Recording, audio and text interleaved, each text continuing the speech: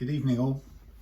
Welcome to Relove Guitars in grey Devon today, but to be fair, we've had a week of nice weather, which at this stage in the spring is really unusual, so I'm not complaining for a change. Now, in front of us on the bench, we have got Antonio Pinto Carvalho, made in Portugal. Sorry, I don't know if you can see this. Probably not, because it's probably focusing on all the wrong things. Antonio Pinto Carvalho. And yeah, made by some very nice company, APC Instruments dot something. In Portugal, yeah. Anyway, so it's a lovely looking guitar, bought not too long ago. And it's a classic tale of, there's a butt coming. There's a classic tale of guitar buying. Had Stewart been sort of forewarned with some of the things that I would look for, or can advise him to look for, in buying a guitar at distance, eBay, I can't remember where this came from, but I think it was bought sort of based on pictures on a listing. You know, he could have kept a look at. So I'm going to just mention what these two things are, really major things to take a look at. So if you are thinking of buying a guitar and you see it listed and you're interested, ask the seller to take some pictures like this, okay, of the rough approximate sort of area, slightly up from the side of where the neck joins the body, and maybe one down like so, where you can see the height of the action, but you can see it there as well, and certainly I can see it if you get these pictures taken. So you want to get some pictures of that. And the other thing is, while you're at it, is get the same seller, if they're willing to sell the guitar, they'll do this, to take some pictures like something like this, of the strings going over the saddle from a couple of different angles, so you can see approximately what the angles of the strings going over the saddle are, and you can get an idea of how much material is left in the saddle, like so. Okay, those two sets of pictures, maybe three of each from each angle, just to be safe and sure. If a seller isn't willing to send you those, the reason that will be is because they know you're asking about the playing action. Often you can see the guitar pictured like so, and it looks absolutely wonderful. And I'm afraid that's what happened in this case. But when you get it and you discover that the action is in fact, in this case, 5mm. I measure mine here, as you know, but it's still pretty high, even though it slopes down a bit. But 5mm here on both sides, that's extremely high action. So please, folks, if you're going to buy acoustic guitars, definitely keep an eye out for that. I mean, it's a lovely looking guitar and it sounds nice when strummed. And if I'm thinking about it here, it looks like this is a single piece of wood. Well, sorry, apart from the heel, this looks like a single piece of wood all the way through here, which is a nice, I mean, it's an expensive way to make it from the wood perspective, but it's a handsome piece of construction. So it's a nice looking guitar, but it's reached a point, who knows how old exactly, maybe not much more than 3 or 4 years old. We haven't got a date in there, and I haven't gone looking for the secrets of the numbers, but yeah, unfortunately it's you know, it's at the end of its playable life without a reset, which I don't think there's any clever system in there with bolts and shims as there would be in a Taylor, which is, by the way, one of the reasons why I tend to gravitate towards Taylors. So without going through the whole thing about acoustic guitars all over again, this seems to be quite dark today. What is going on? Come on, lights. Yeah, without going through that in detail, just suffice to say, unfortunately, many, if not all, acoustic guitars are struggling in the fight, the battle between the fine structure that sings, because it's very delicate and fine and thin and highly strung, and the pull of a huge set of strings that are tugging 24 hours a day. And what happens is, unfortunately, as viewed from some sort of distance, what happens is your strings eventually win. They're trying to pull the bridge this way, they're trying to pull the headstock or the tuners this way, and because they do a bit of compression, by the way. They ruck up the back of the guitar a little bit. They compress the neck a little bit so that the frets go a little bit wavy when you look very closely. But because they can't literally squash the neck any more than that, what happens is the neck goes up like that, and actually it tips into the body and causes the sound hole to deflect inwards, because the sound hole really is just a huge great hole weakening this solid structure. So if you didn't want the structure to crinkle and bend inwards, in a way you'd be better off not having a sound hole. Some guitars put them up here, which is quite a nice innovation, which does make this a bit stronger, but who knows. So anyway, without going too long into all of that, which I do on many videos, the point is that an awful lot of acoustic guitars, possibly all of them, are in this losing battle between sound tonality dynamics, or dynamics of tonality, and structural strength to withhold the forces of the string loading. Now, a lot of manufacturers will tell you they'll minimize string loading, because of course you wouldn't willingly make or knowingly make a guitar that isn't up to holding the strings you know it's got to carry, would you? No, of course you wouldn't. You start, as a manufacturer, you like to start from the point of view that your guitar is perfectly up to the task, and if anything changes, it's always down to you and the humidity in which you keep the instrument. Now, it's true that humidity can have lots of effects, or can have significant effects on wood, but I think this is a cop-out. I think the "it's all down to humidity" story is just, simply put, it shifts the blame for your deforming guitar onto you, not the manufacturer.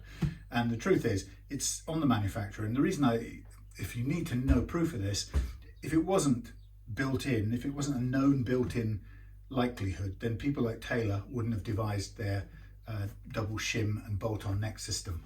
That is a tacit admission, if you ever needed to see one or hear one, that the manufacturer knows full well that this structure is not up to the task. And the reason why it's not up to the task is because, if you think about it, in the pulling of the two ends together, and then the need of this neck to rotate as a way of shortening the strings, this structure here has got no real strength in it. It's got a certain amount of strength, providing it remains as a box, okay? So that's the only thing that gives it strength, the fact that it is a box, but it's not a very strong box, and it's only made into a box by a bunch of little what are they called? Kerflings. You know, those little things that are glued into like little corners that keep the top anchored to the side, and so on all the way around.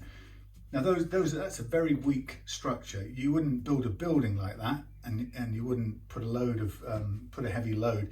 It's got some, if you keep the thing still, you could put a heavy load on these bits here, but you wouldn't put a heavy load on there because it would sink. The other thing you wouldn't do is you wouldn't risk this being in an earthquake territory, because as soon as it starts moving, this structure would go like that, because there's not a lot of strength. There's only glue holding this stopping this from going like that or like that, right? Those side walls, they stay at 90 because of the glued structure. So there's nothing really strong in here. And the fact that guitars have a big block at one end and a block at the other end, even those don't do anything. They don't do anything for this overall structure. The only thing a block does is it holds your neck. It gives an anchor point for your neck and an anchor point for your strap buttons. But there's no, having a block of wood inside here, about here, doesn't give this any greater strength, nor does it stop this from twisting and tilting. All that happens is when this tilts, you've got a block here that's going to go with it, and it's going to flare out this bottom part and cause this angle to become obtuse. Anyway, well, it won't, well, yeah, it will, because it'll push in downwards in here. So this, actually, it might become acute because it pushes down into the sound hole. But anyway, the point is, there isn't really a great deal of strength, and I'm going to do a test in a month or so's time with an old guitar in exactly the same condition as this, really. I mean, a bit older looking, but pretty much at the same stage of unplayability. And we're going to do one of these much vaunted Steam resets as advertised on YouTube by an Australian luthier called John Miner. And I'm not convinced about this. However, some people have tried it and said it works. Nobody's really reported methodically for how long or continued with any measurements to see what changes shape. Now, unfortunately, I don't have scientific equipment, so I can't record the overall change in the structure. But what I'll do is I'll do the bending part, and I will basically raise this fingerboard up so it comes higher up the bridge, which is what needs to happen. Now, the problem is, if I were to tell you, as we stood here, if I were to say, I'm going to clamp this down, I'm going to heat this up and soften the glue, people immediately think of bending wood with steam. That's not what you're doing in this so-called neck reset. None of this wood is going to be under a curving, bending force, and you're not bending this wood. For example, you're not achieving a change in the plane of the fingerboard, which is what we need. You're not going to achieve that plane of the fingerboard change by bending the neck itself. You're going to achieve it by pulling that down in that direction and pulling this outwards. So you're going to force a rotation around here.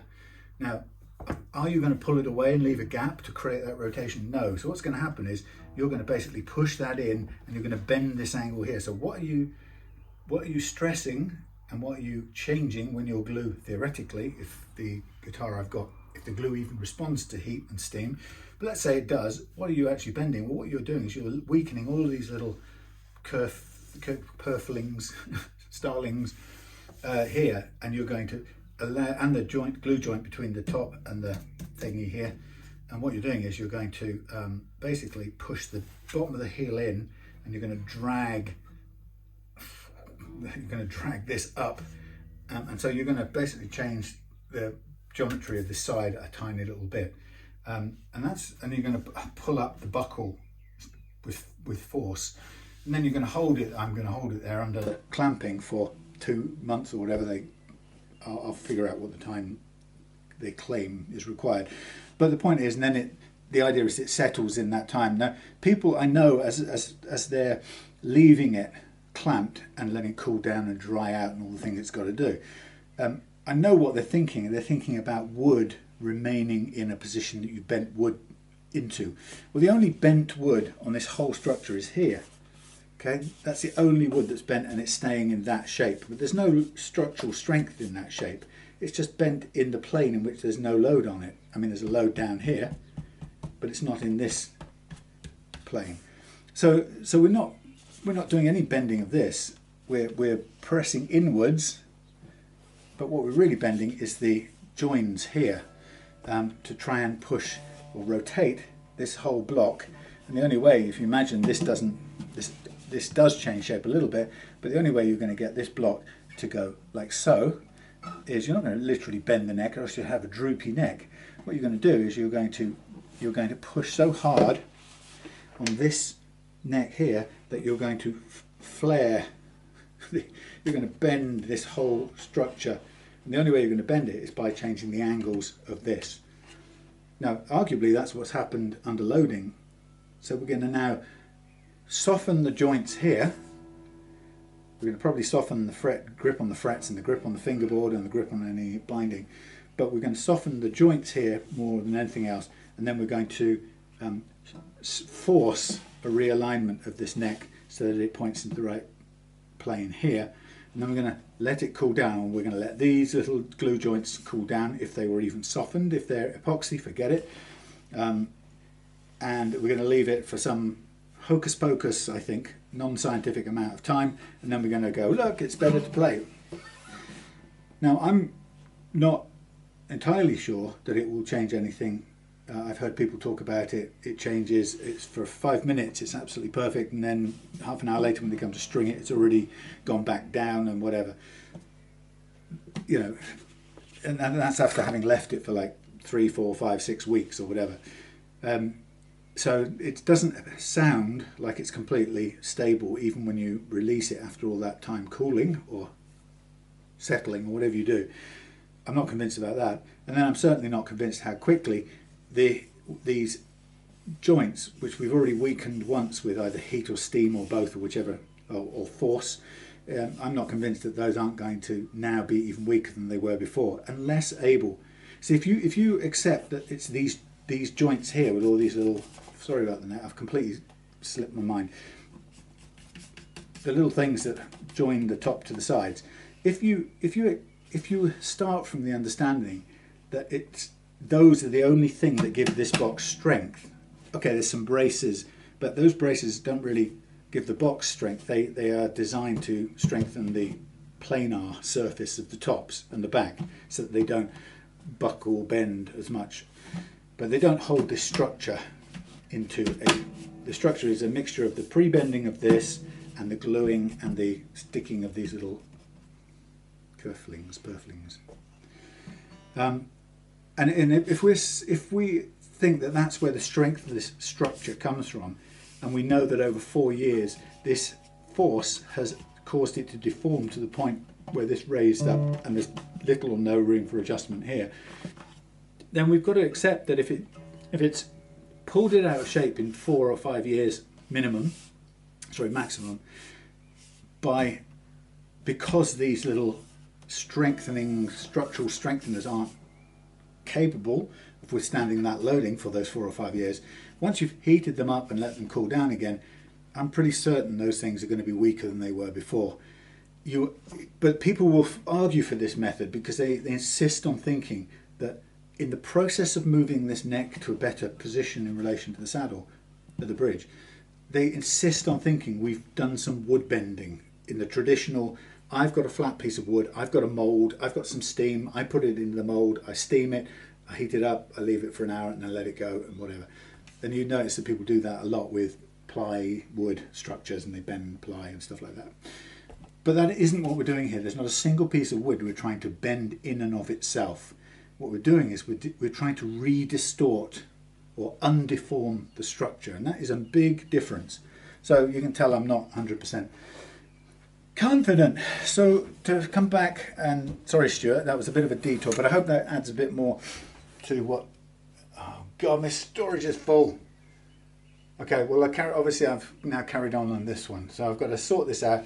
Hold on, I'll come back. Sorry. Duh. Here's me talking to that camera, and I should have been talking to you. Well, I hope that sorted it out. I did some memory things. Anyway, so that little lecture jumping from cameras notwithstanding, what we're going to do here is all we can do for this guitar right now. So we're going to replace the nut, and so we can make sure that the first fret action is as perfectly low as it can be. And we're going to take out of here the last remaining bit of height, and we're going to notch the string exits a little bit so we can get a little bit more out of it.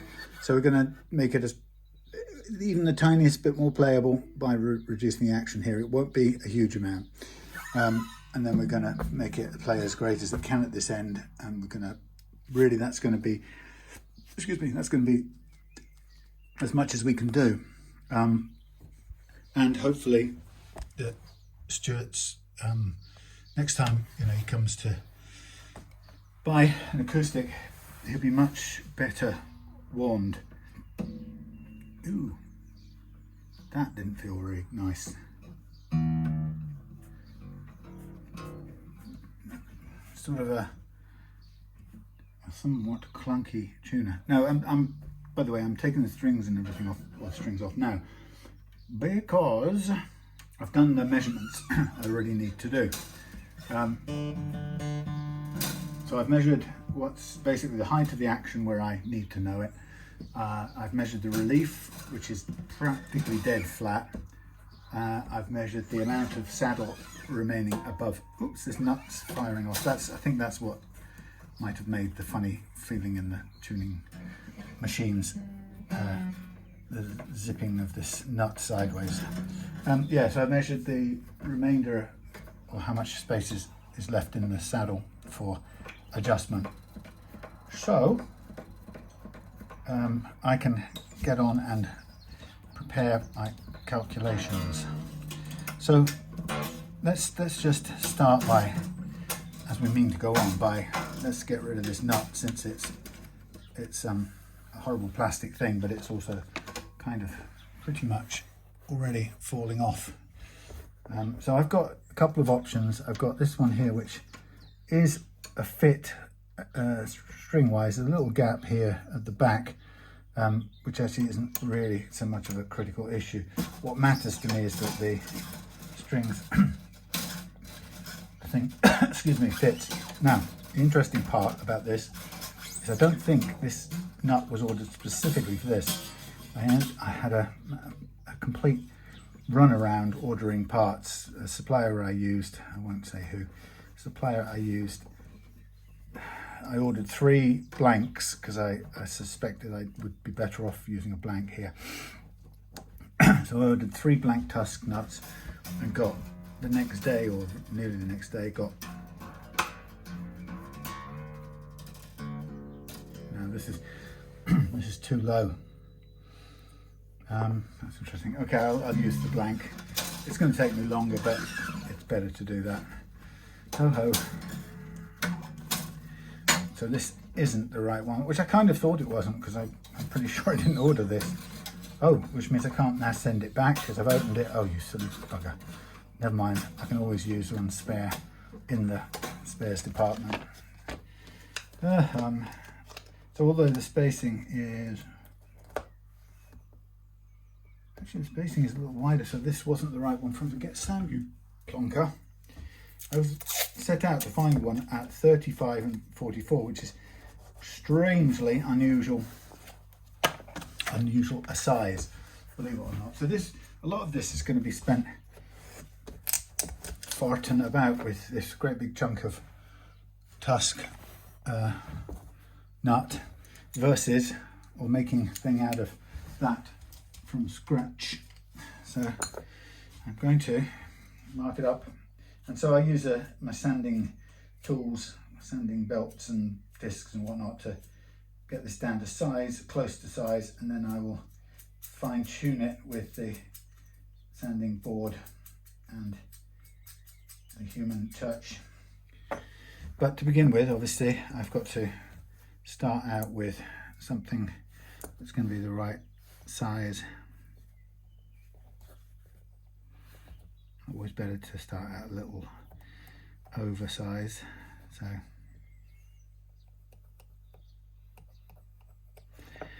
there's my start point.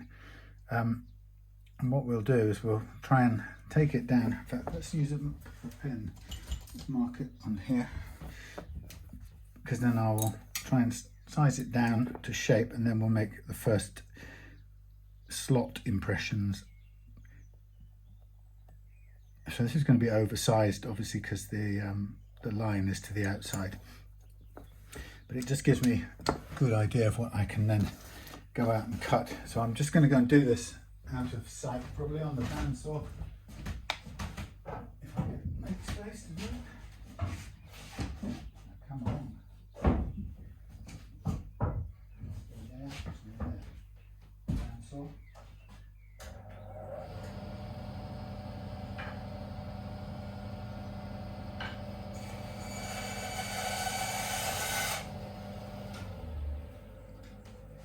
That is the only bit I cut on there.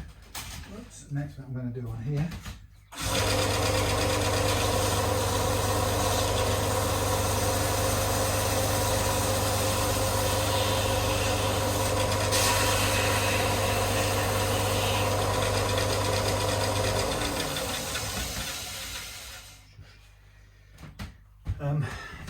So I need to get some measury things out here. So I'm going to draw myself a nut up on this board here, which I can measure the important dimensions of. There's the nut, there it is. We've got an E to E, we've got a width, which we know. Actually, we know that. Do we need to? Let's not worry about that for a minute. what we're going to worry about is the height measured at the slots. This will be our target for aiming to. So in the treble department we're in, and we've got 8. We've got 8 there, and here we've got 755 there. Okay, that's the, we kind of know the width of it, but let's write it down anyway. The width is 43.75, and the E to E is probably 35, but we're going to just copy it straight from this one anyway. So, because what we don't want to do is change the way it feels. Yeah, 35 is dead on, but we'll use that. So I can tell you straight away the width is, the width we're aiming for is going to be 595, and the height is going to be defined by that, so we don't need to worry about that. But what I will do, should we choose the side of the thing? Let's make this, for the time being, the front, the back, under, and the top, which is obvious. So what I'm going to do, if that's the that's the front, I'm going to effectively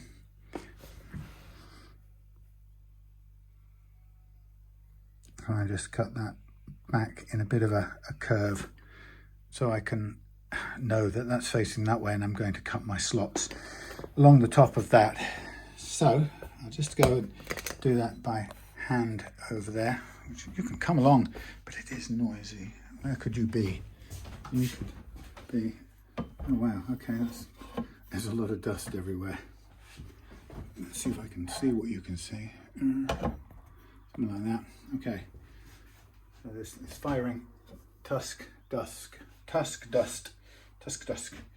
So there's my edge that I'm going to, right, so let's go first of all flat.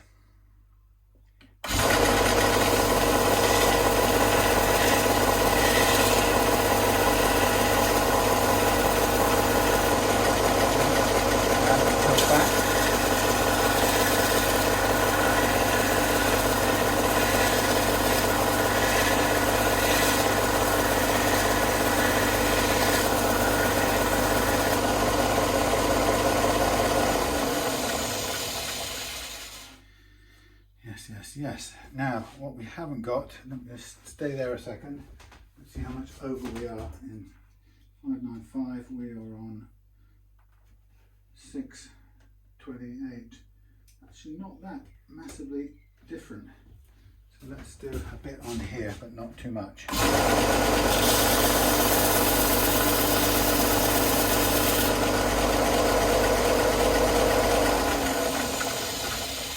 Do the rest by hand, I think.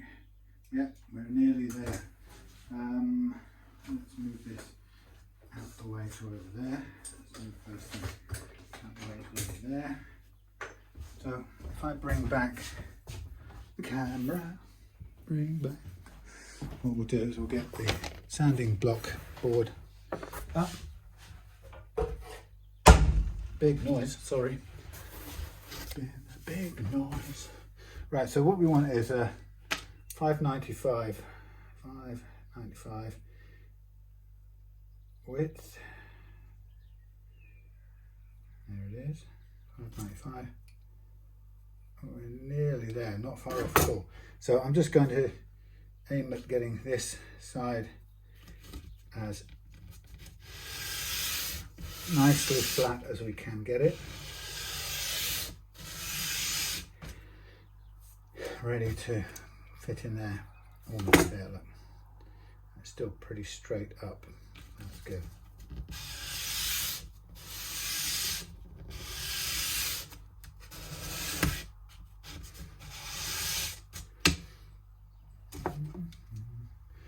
$5.95, nearly there.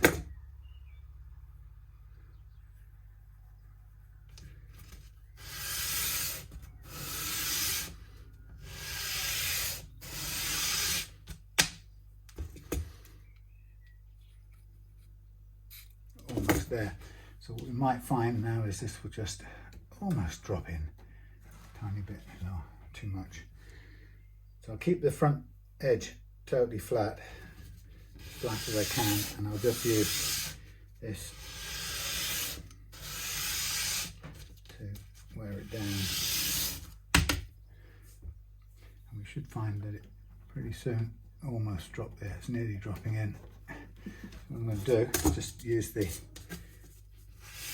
lighter grit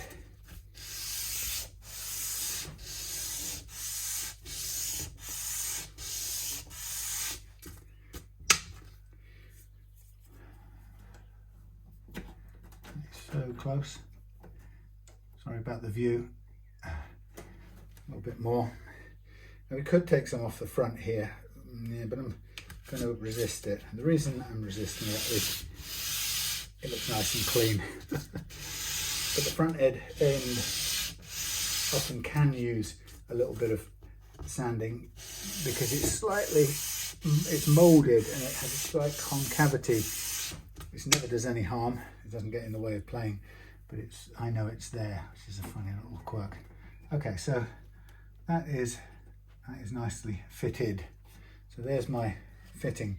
Now right now my length of this thing is way over, so I am going to run 45 and we need 43.75, so we've got 1.25 to do, so just please bear with me. 1.25, let's put that there, start that up.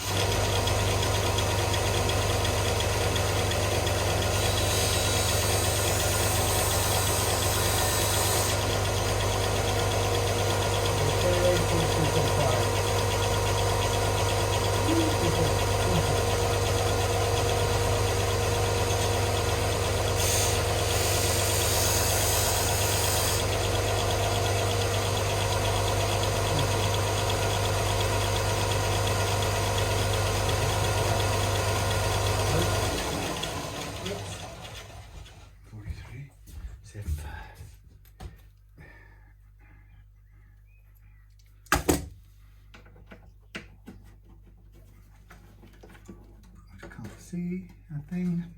A little bit, that's got a tiny bit more maybe. Come on, strings out of the way. That goes to there. Yeah, there's a tiny bit of overhang still. Let's get it tidied up on this one.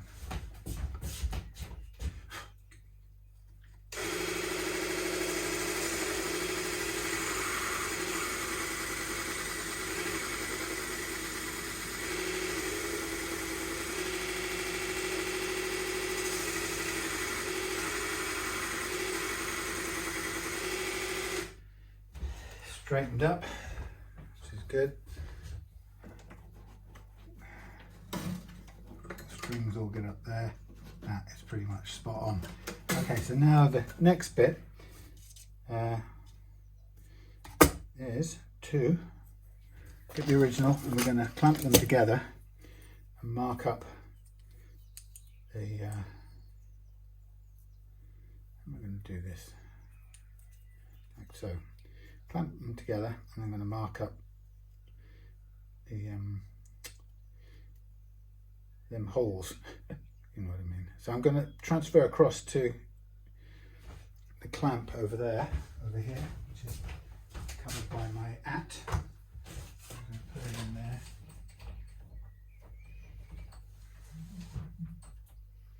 Oops, easy.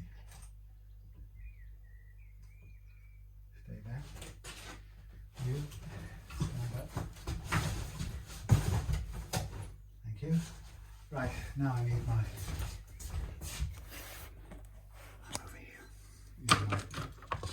These things I could probably do with the razor saw as well to make the first mark. I might be able to do it with the 10 only. Right, and the ends line up, the ends line up. Okay, so we are going, which is which? This is the high E.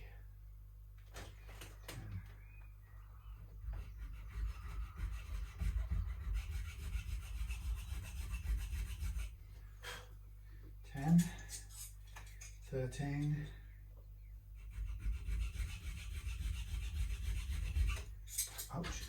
13, 17,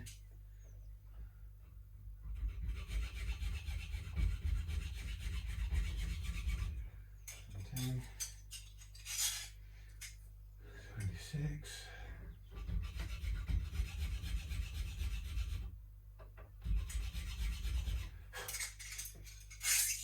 36,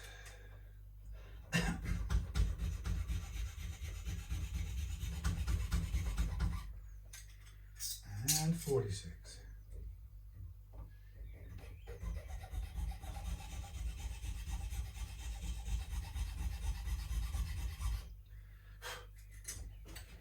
So this little bit of clamping together allows me to copy the spacing, which then I will work some more once we've got the springs on. So I don't need any more of this block. Bring this back here. We get a bit of a zoom in, like so. We get these two like so. We get the Tusq new one in. Insert it in now, like so. And then we put everything into place, and we just first of all check out where everything sits and the heights and so on. Now probably it's not unlikely that they're going to be too high. And what I'm going to do now is measure. Oh no, I'm not going to measure the first fret action. I'm going to take the action down this end first. So it's a bit of a backwards and forwardsing going on here.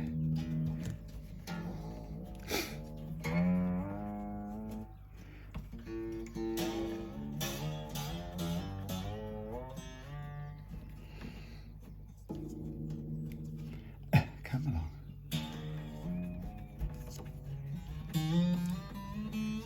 Now, that's all way too high for a minute, so we're going to need to take some off here. But what I'd like to do is I'd like to put it on the capo, which will press it all down, if I can find the capo. Oh no. What's gone? Oh, there you are.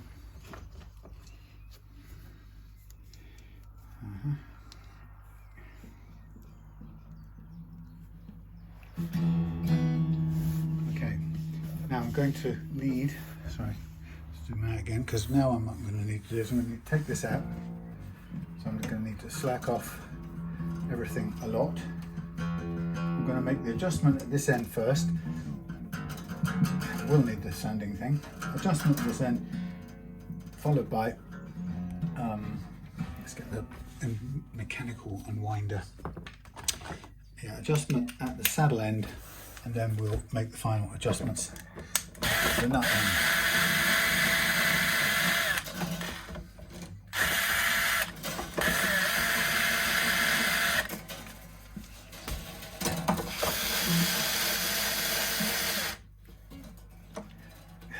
Come on.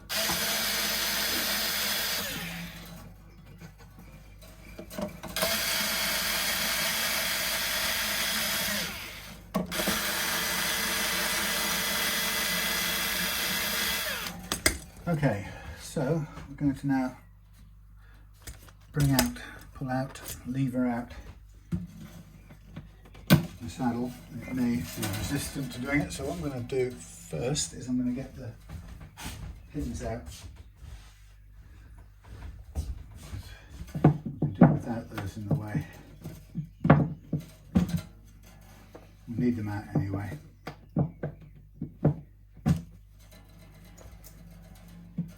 Going to do a bit of slotting down here. I'll draw a little line as a target, and so we can get a little bit of extra angle on the strings coming up.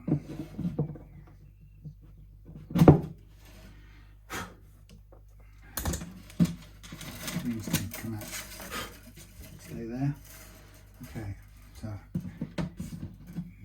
try and get this out.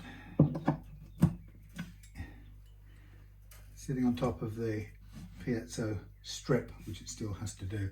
So I'm just going to draw on this to tell me which is bass and treble, in case I didn't know. I'll do it on the bottom for a second. Bass, treble. No, I don't, because I'm going to take that down. Full, bass, treble. So if I look at my calculations, we had 1 and 1.7 was the amount at the saddle we could afford, which isn't a lot, to be honest. It turns into less than 1 at the last fret, so we don't really have any choice in that. This isn't even flat. Good Lord.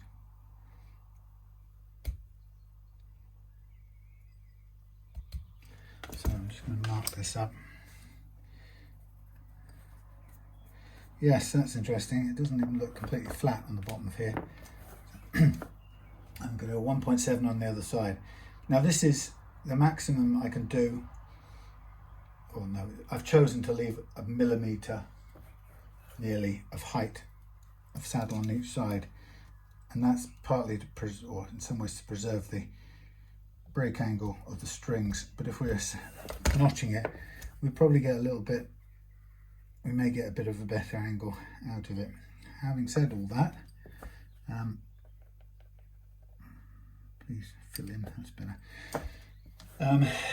We still may not get much more than the 1 and the 1.7. So I'm going to draw a line down here,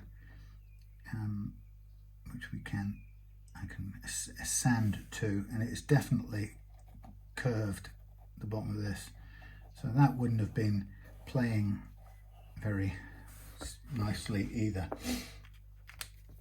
Well, I don't know if you can see this. It's thin there, fattens up there, and then slopes out, so it's not even straight. So we'll get the board up again. It's an easy time. So this is the maximum I can take, that I'm comfortable taking from the saddle at this point. And I'm going to put it back in and test it without notching it. The idea will be that if we can, God, this is even not even straight, so no wonder it's a bit of a mess, actually. Yeah, so we'll see how it plays, and then we'll make any further adjustments with notching if it can improve anything. So I'm concentrating on this, first of all, this chunky side, the bass side, which wasn't flat. So we're kind of trying to correct that first. And this is just going to be done by hand. I don't have a belt that I would feel comfortable using this straight, offering it straight up to it. I really need to be yeah, holding it, and it's slow because it's bone, but we'll get there. And there's not an awful lot to hang on to. I don't have any devices at the moment to grip.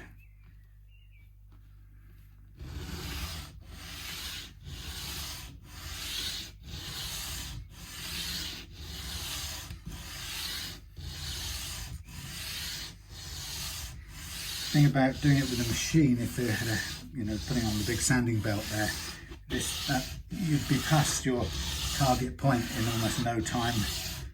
You have to take it at a speed that you can correct as you go. So I'm nearly in a straight line now. Still quite a lot to do. But yeah, I wouldn't want to. I mean, the only thing I have done in the past is you can offer it up and just thin down the amount of materials there, which just takes a bit of the grinding away. So you could do it like so. But again, I'd have to be kind of watching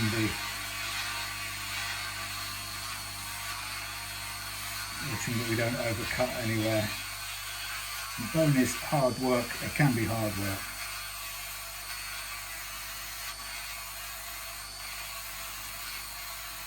And this is just making it a bit easier to do it by hand.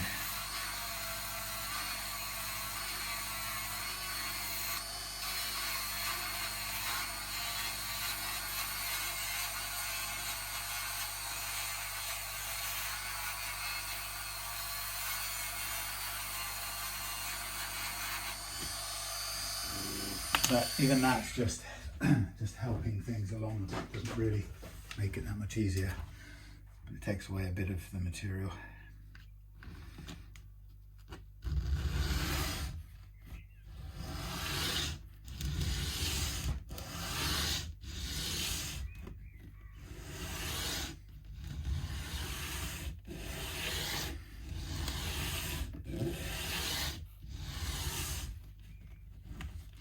It's actually very difficult to handle now we're down, you know, it's quite low. I don't think of any easier way of holding it at the moment.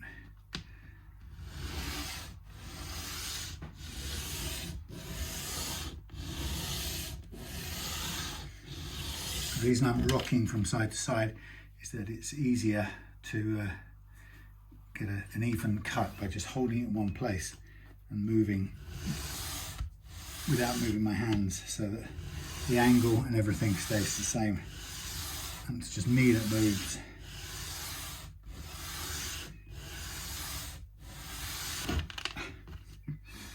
We're nearly there. It's getting there. It's pretty rounded, I mean flattened, straightened off at the bottom. So just a bit more.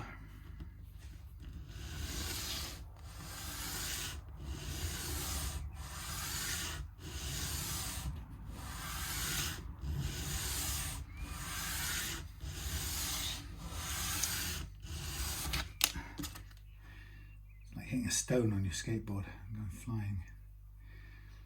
Okay, nearly there.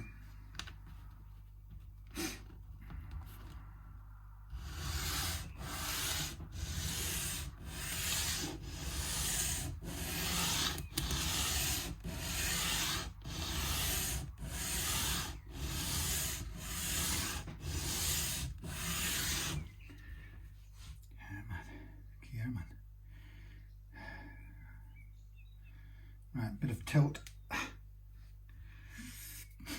to correct.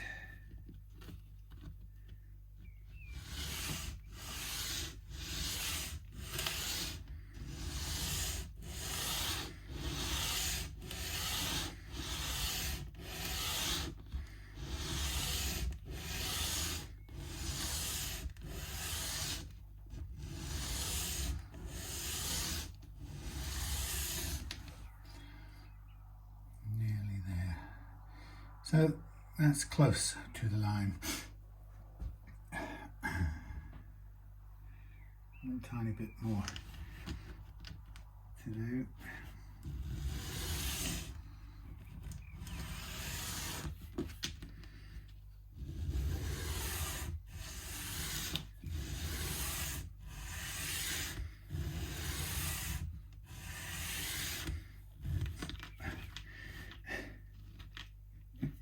Damn it.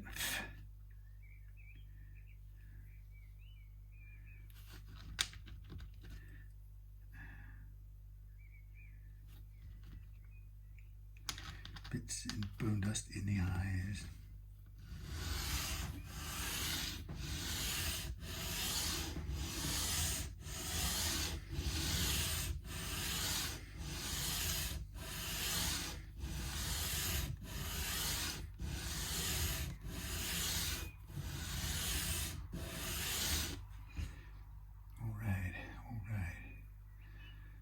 Almost there.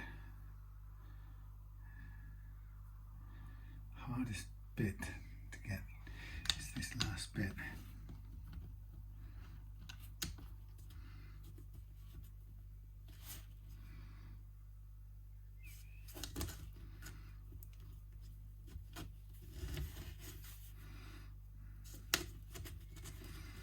I wish I had harder fingers or grippier somethings.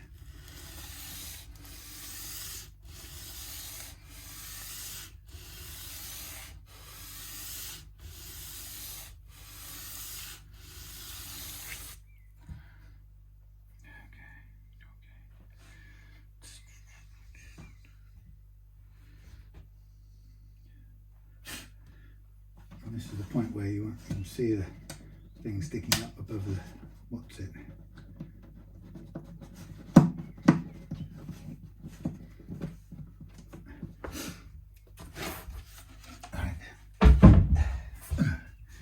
So what I'm going to do now is replace these, and we're going to see what the overall height is going to be.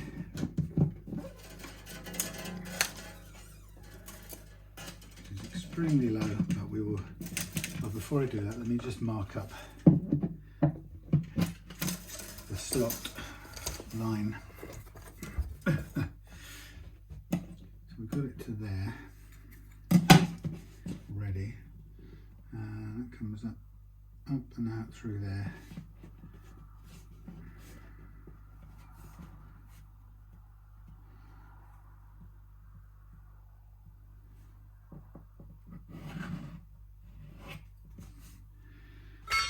Okay.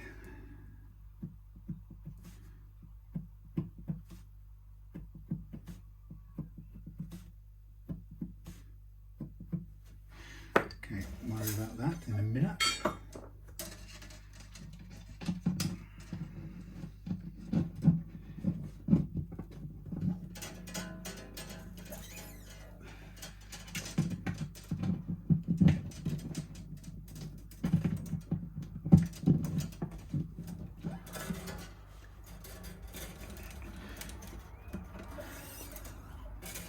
So when I tighten this up, then I can do the most of the adjustment on the nut.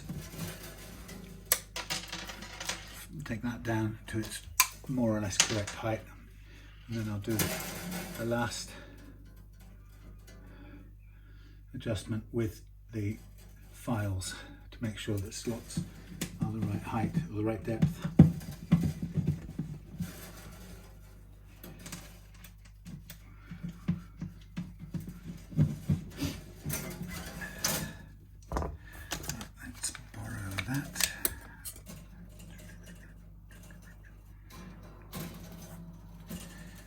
Second, get on there.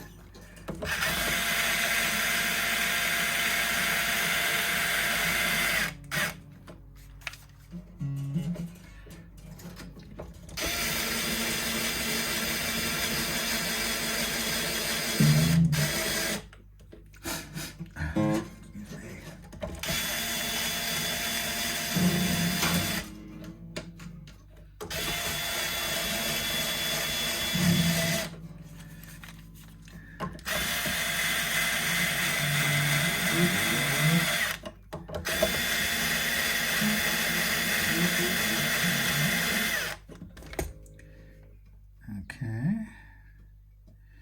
here we go there, here we go there. A tiny bit of stuff off that end. Now, what we find is it plays, but it's very low, obviously, and the angle is very slight.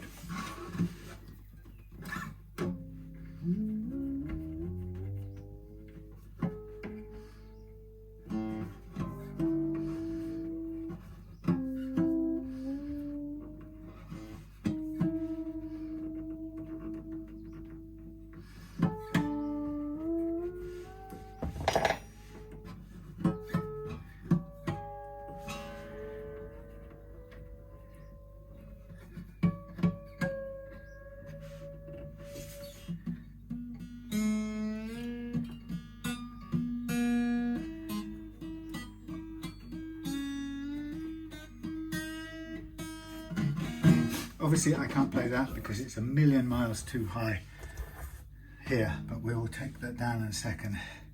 So I'm just going to do, if I can,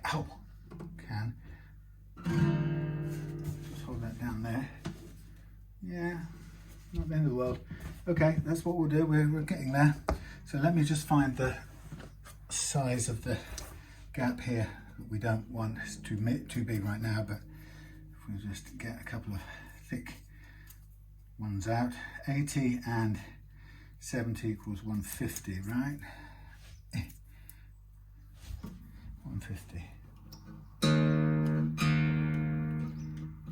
More than 150, what have we got? 150 plus 150 plus 50, 80, 70, and where's 50? There it is.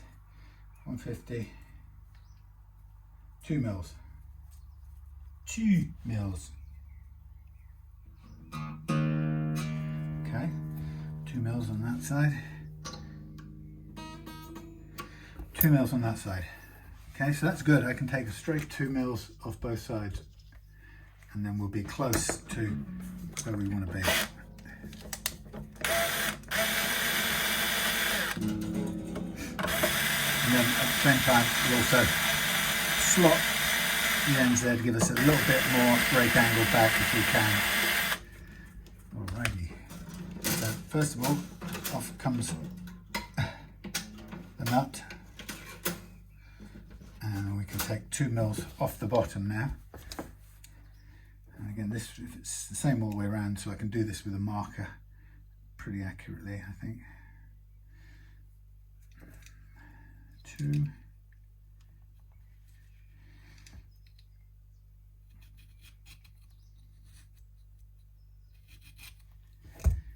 Nice, nice, nice.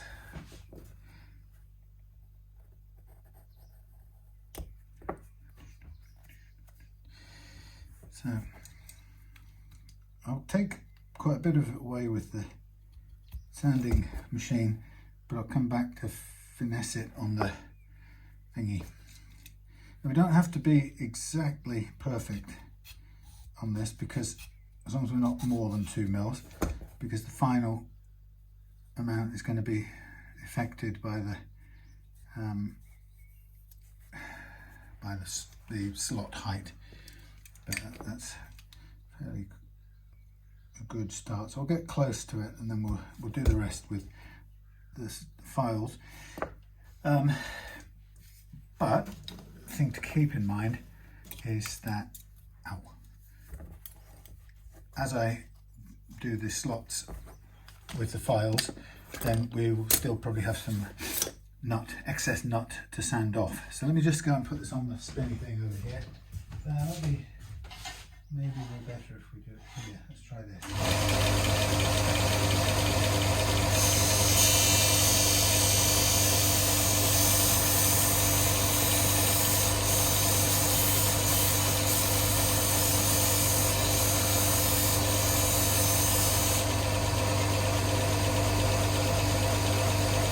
Not exactly 90 degrees, is it?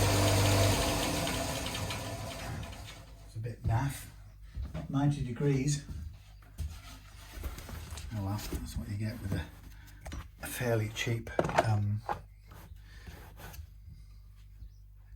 do you call it? A budget belt and disc sander. Kind of handy, but not perfectly good.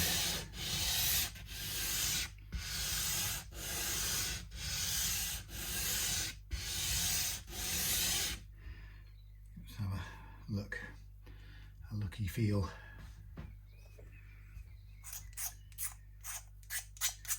Right, not far off height wise, I just need to flatten it out now.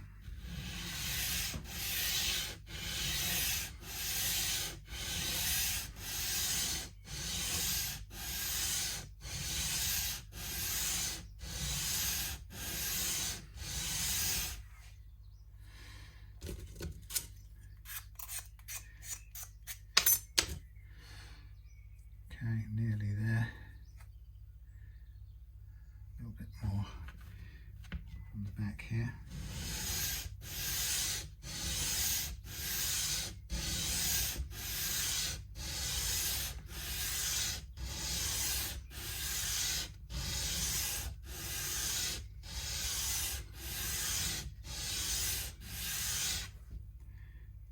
Nice, nice, nice.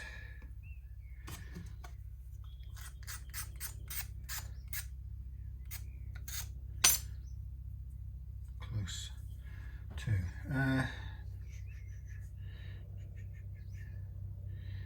could do with a bit more. Are you kidding me?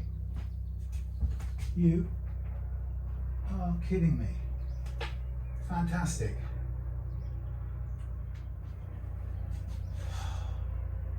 I don't believe that. That was my drill bit. Perfectly ready for doing those slots. Now it's broken. Swines! How did that come about? Can you believe it?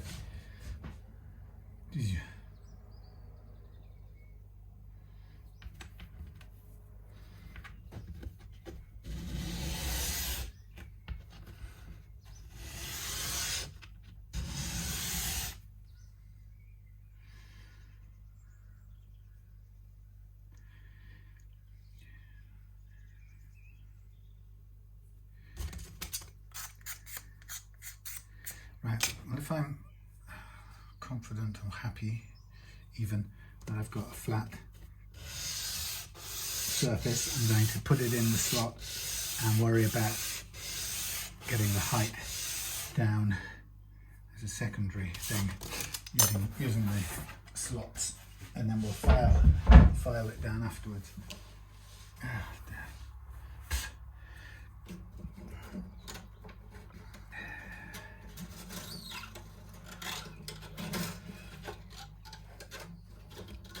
How bad luck is that? The only tiny drill bit.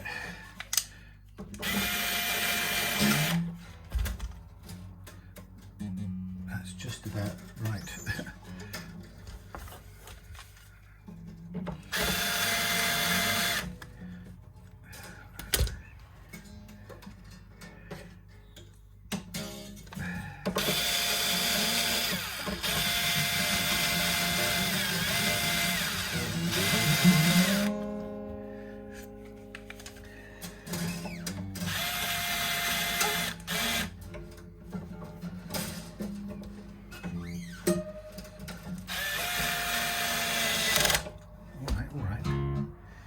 All right.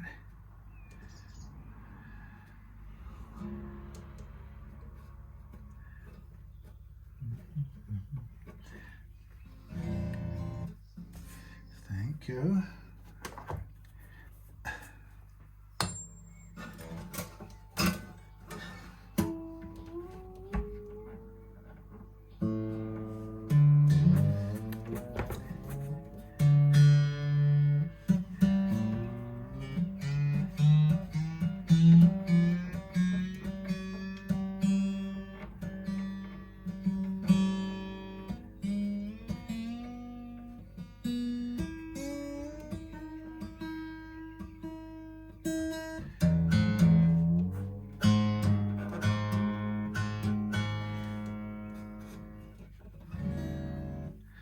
Okay, now that's as low as we're going to go. It's looking a lot better. What I'm going to do now is just to do each of these slots to my target of 0.3 or 0.4 maximum, if I can find it, 0.2, 0.26, 0.3, 0.3.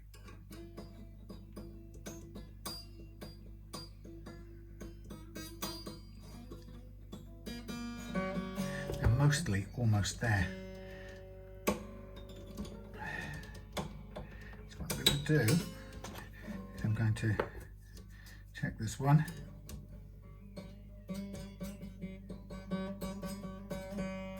That's on the spot. I got that by luck and accident.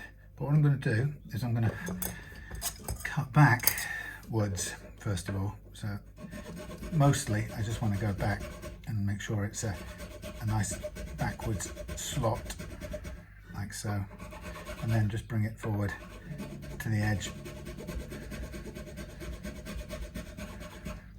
The most important thing I want to get is the slot going back, and then a tiny amount at the front just to clean it out. There we go, like so. Probably still need to go down a bit. Very close.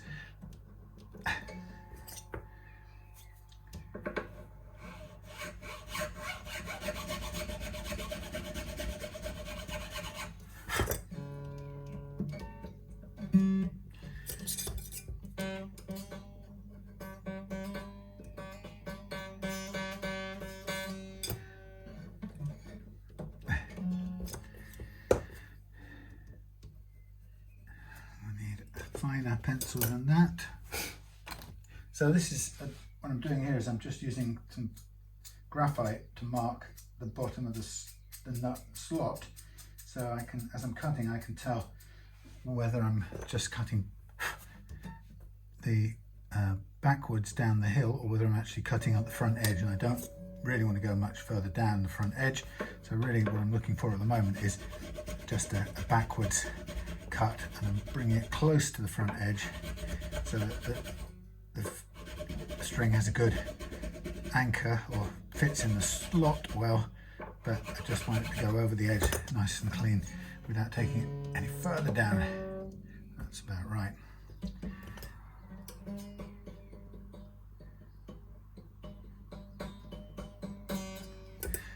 Spot on.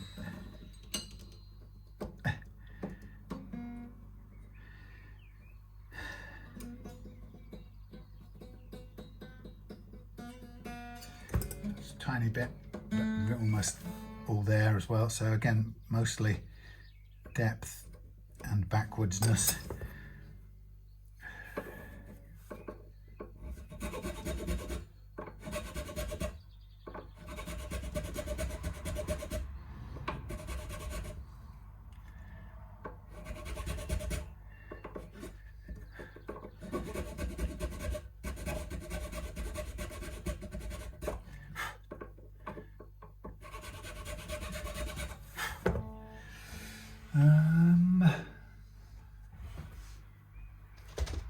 Thank you.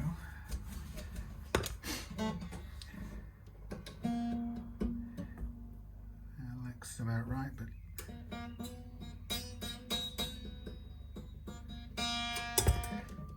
tiny bit on the front edge. Wrong one, right one. That will do. Yep.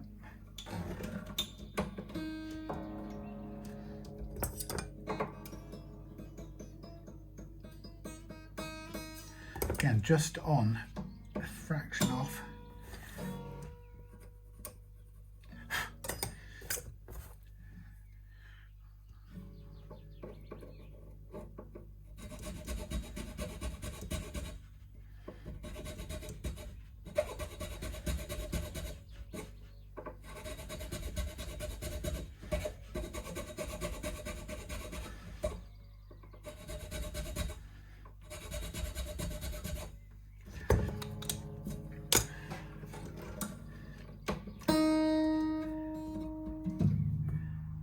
Good.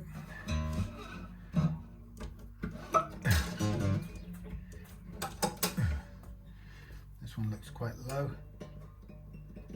Yeah.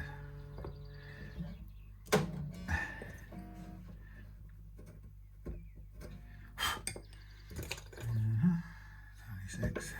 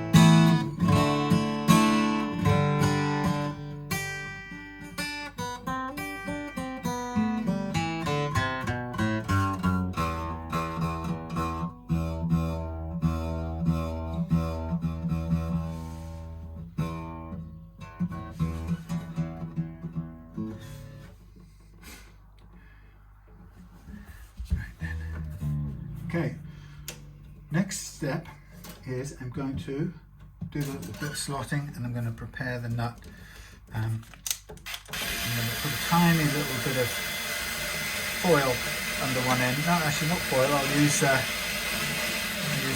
little bit of self-adhesive 400 grit paper, very thin, but it'll just give me a lift on this end, which is a tiny bit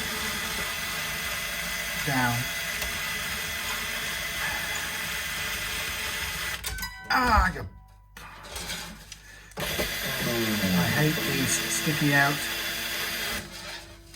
things.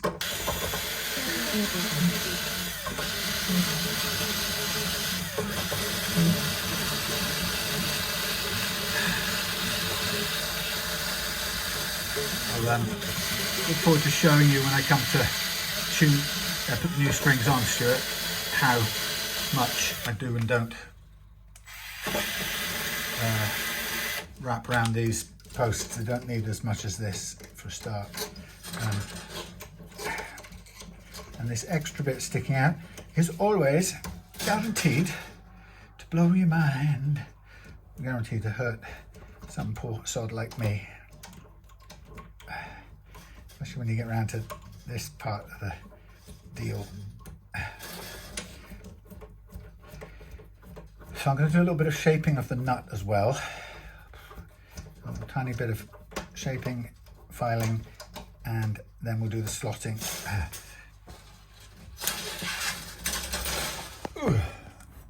Look down there, boring view, I'm very sorry. I'm just trying to focus on getting the job done. So these strings now have had it, they can go in the bin. I'll get the remains of the bit that just broke. In fact, it doesn't have to be as thin as that, so I can get away with the next size up as well, but I was looking forward to using the super thin one. Well, I got paid for it the hard way. Right, so I'm going to, let's do the nut first. So I put the nut on there like so, and I know I'm going to need to take it down a tiny bit on this end.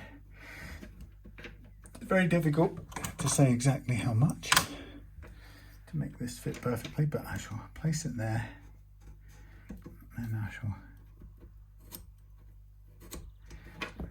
I can just see a line there. Take it down on this one, which is very slow because it's very worn out.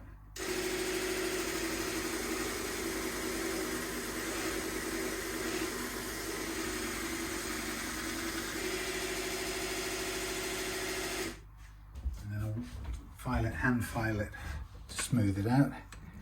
This will be flush with there, still a tiny bit over hanging.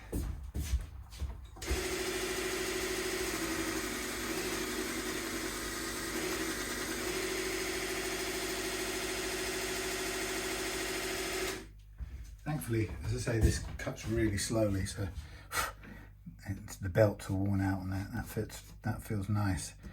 Okay, so what I'm going to do is I'm going to put that tiny bit of paper on here, just as a lift.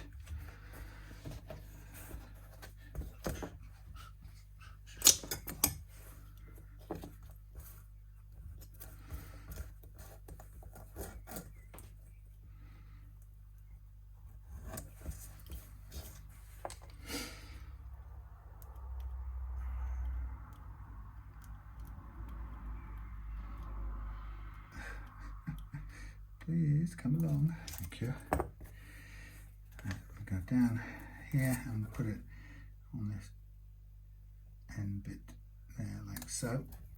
And I'll cut this off here, like so, and then trim it back here.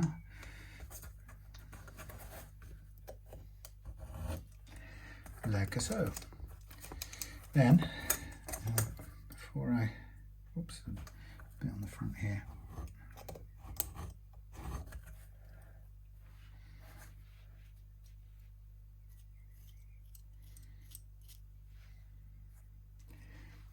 There we go. So what I'm going to do is I'm also going to just sand off or round off these edges here.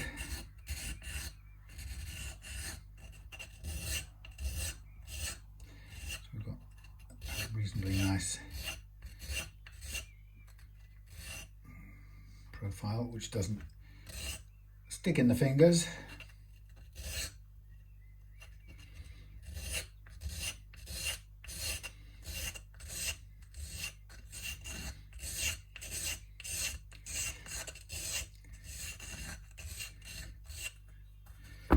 Should be quite nice. Yep.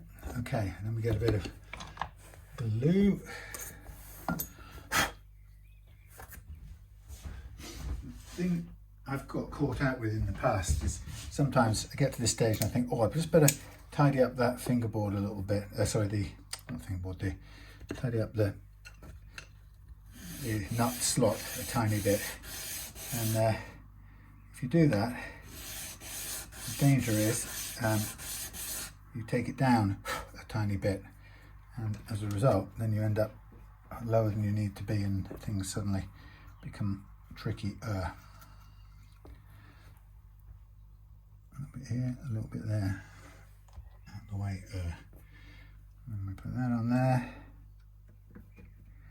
line them up to the feel.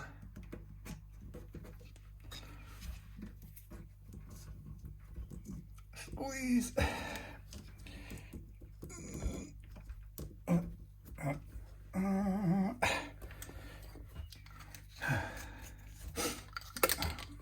on, this doesn't fit because it's all gummed up, so it's a loose fitting bottle top. Okay, so that's that. Let's put this out of the way. What am I going to do? I'm just going to spray it with a little puff of wherever it's gone. I got them at home. Where did I put them? Two of them. I've now got one of them here. No, it's not the glue boost one. I can't see the glue boost one. This will have to do. Super glue activator, that's the one. Just to be sure. Okay, so what I'm going to do is, bearing in mind now, I've got the front of the nut where I want it. And what I'm doing now is just rounding off the back a bit, tidying it up.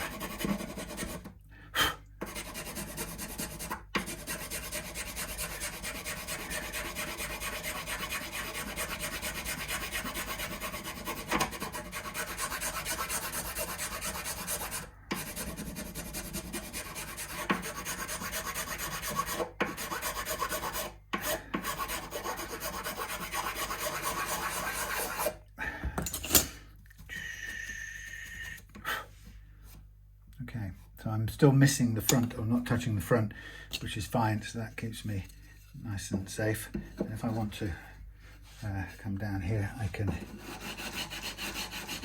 do some at the back as well. There's a safe edge there.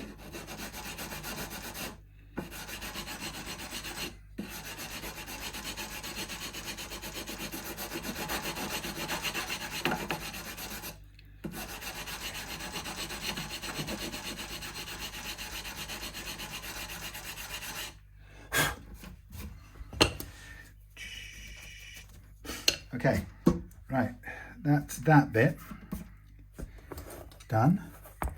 So the next part is going to be down here. So I invite you, hope you're still running okay, I invite you down here to stare at the business end of what I'm doing here. And I'm going to try and use the remains of the broken off bit, because it's still got a bit of bit, if you get what I mean, a bit of bit. So I'll use that. If not, I'll switch to a larger, slightly larger bit. Bit larger bit.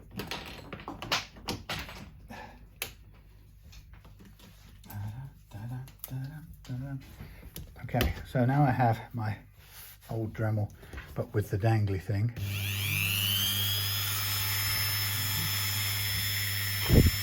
Oh yeah.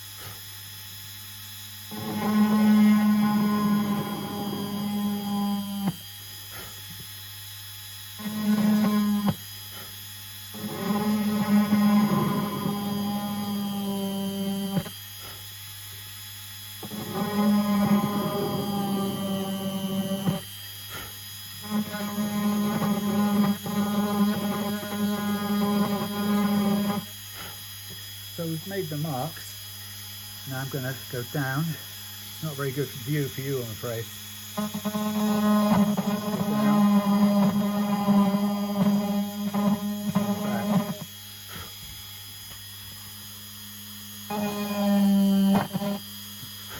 Not so bad this way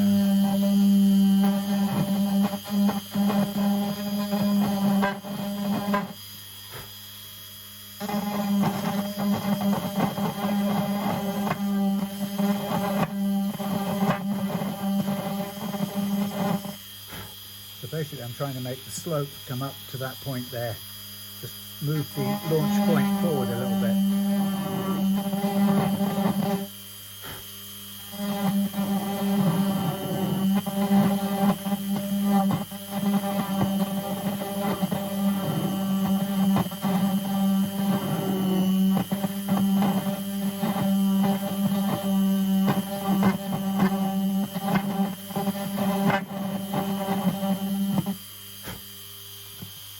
Perfect, but the best we can do for now.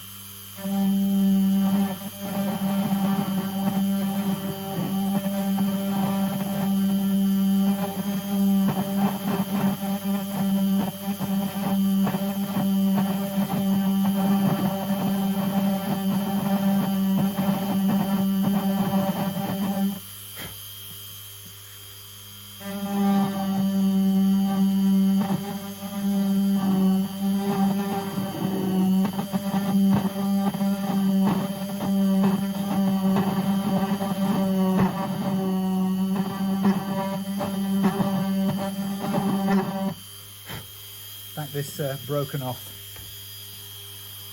bit is doing quite a good job.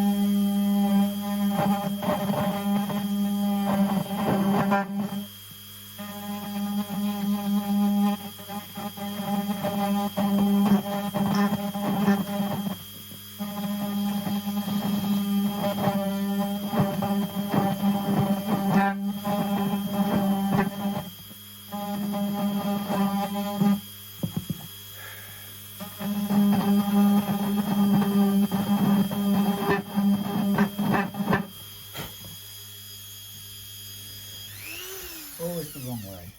Always the wrong way. So that was that. Now what I'm going to do is to gently wipe off this stuff, the pencil, and then I might just paint over a tiny bit of the line that's visible, and so, like so, like so. Have a little bit of fill in a little bit of occasional dot where you can see a bit of wood colour. So. Now that's that, and I think what we can do is we can give the fingerboard a clean while we're at it, and we'll re-oil that, and then we'll get some new strings ready to get fitted.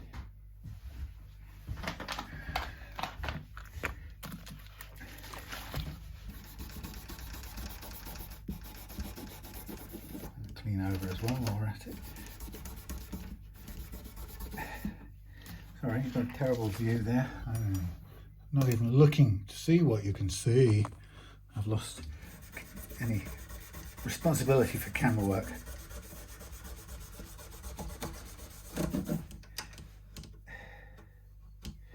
These the ends of these frets are a tiny bit sharp for my liking. I might just see if I can take a file to them.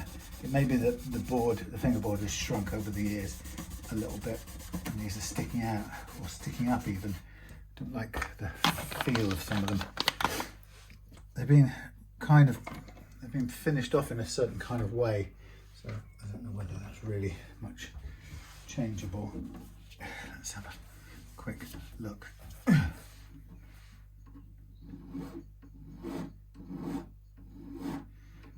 Yeah, they've kind of been made to a particular style, a point, but they a little bit sharp on these edges here. I'm just going to run up here a little bit, see if I can improve this just a fraction. Definitely a particular technique, probably out there in that Portuguese workshop, something different.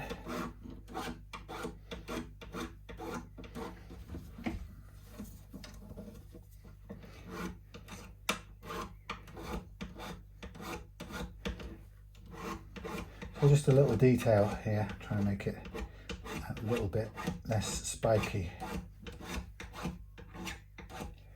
But now we've done those things. Oh, I've got to oil the board as well. But once I've oiled the board, then we'll get the nice new Elixir strings out. And I think after everything I said, I think we have made considerable improvement compared to what it was before. And of course, it's difficult for me because I'm not used to playing this, or I haven't played it long enough to really know. Sorry, I just got to do this stuff down here. You can see me. Yeah, I've not played it much, so I don't really.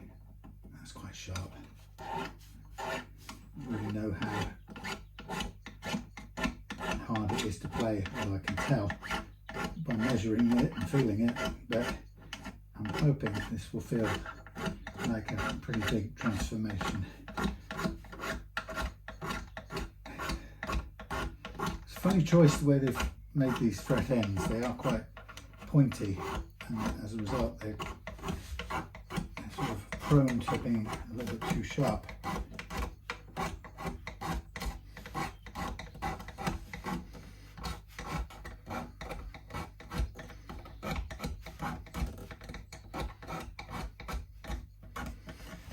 Now, one of the downsides of when you change the saddle height, obviously both the soundboard and the piezo strip both depend on downward pressure, downward force on the downward force on them, to play, in the case of the top, to make the top vibrate and sound, and in the case of the piezo strip, to make it produce the electrical signals that go to the amplifier. So if you reduce that down force, you do reduce the amount of signal that that little pickup is going to produce, and you potentially will reduce the amount of vibration transferred to the guitar top. That's why in an ideal world, which we clearly don't live in, as you've figured out from my preliminary chat, but in an ideal world we would never reduce the saddle at all from its initial optimum height, because that initial height of the saddle pressing down on the top or on the piezo strip is there for a reason. So we get the ideal amount of down force, of downward pressure. But as you can see, it's not an ideal world, and so we're having to make do with things as they actually are. Now I'm just going to quickly wash my hands. So amuse yourselves for a second. So I can handle these new strings.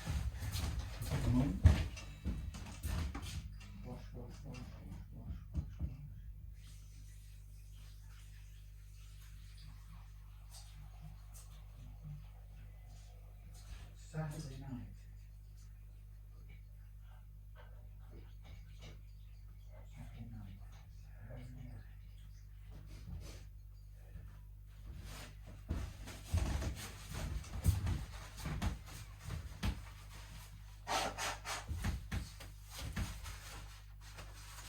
Okay, we are ready to restring.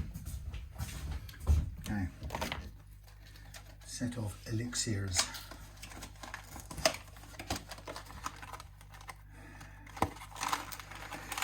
Now, little tip here, if you're buying Elixirs, that's a 1047, so this is a light set, which is good. Yeah, if you're buying Elixirs, I would say in future, make sure to only buy them from a reputable dealer. There's too many fake ones on Amazon and eBay these days. Okay, so what I'm going to do is I just want to show you this, Stewart. This is how I recommend stringing the guitar. This is to make sure you get the right amount of wire around the string around the peg. So just the important thing is your tuning stability on any guitar is down to two things. First one is the nut, the material and the quality of the nut slots and the first fret action. You get that right.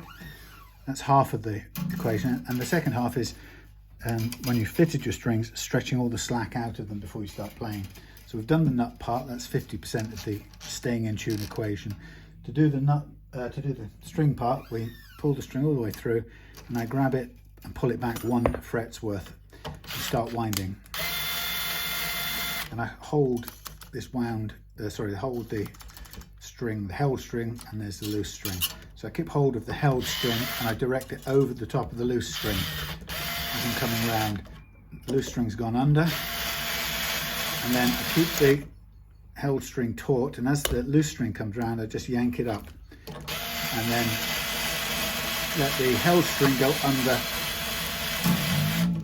like so until it settles onto the slot. And then you've got all the string you need on the post, and you can cut flush to the post, and there's no bits waiting to stab unfortunate people like me.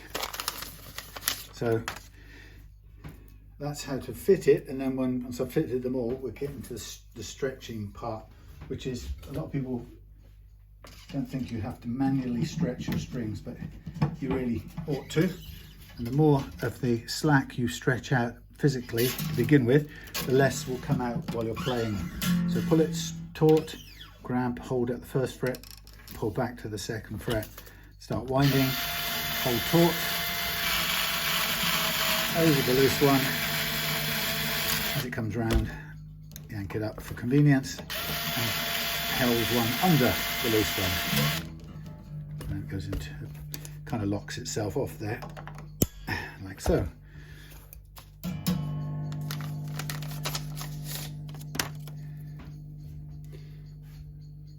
So I can see there's a bit more angle that we've got back as a result of that notching. So it has given us a bit of extra life, or life in terms of soundboard vibration, as well as transmitting the vibration through to the piezo transducer saddle thing.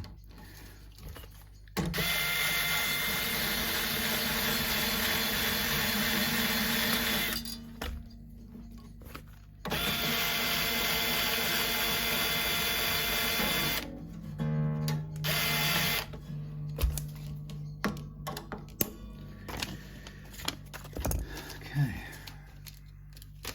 change sides now. Yeah, so the interesting thing about tuning stability is it has nothing to do with your tuners.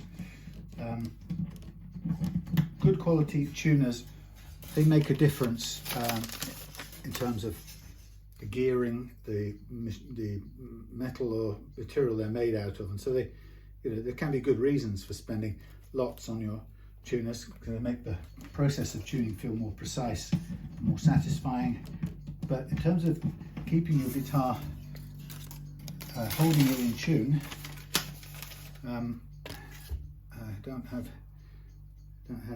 they don't play any part in that. They never go backwards or unwind and let the strings go out of tune. It's an imaginary worry that people have. But it's the funny part, psychologically, as soon as somebody on a forum tells somebody that getting locking tuners or some fancy expensive tuners will cure their tuning stability, the person who goes and spends £100 and something quid or whatever on the top notch tuners, you can absolutely guarantee that they will report back that it really did make all the difference in the world, and they can feel it.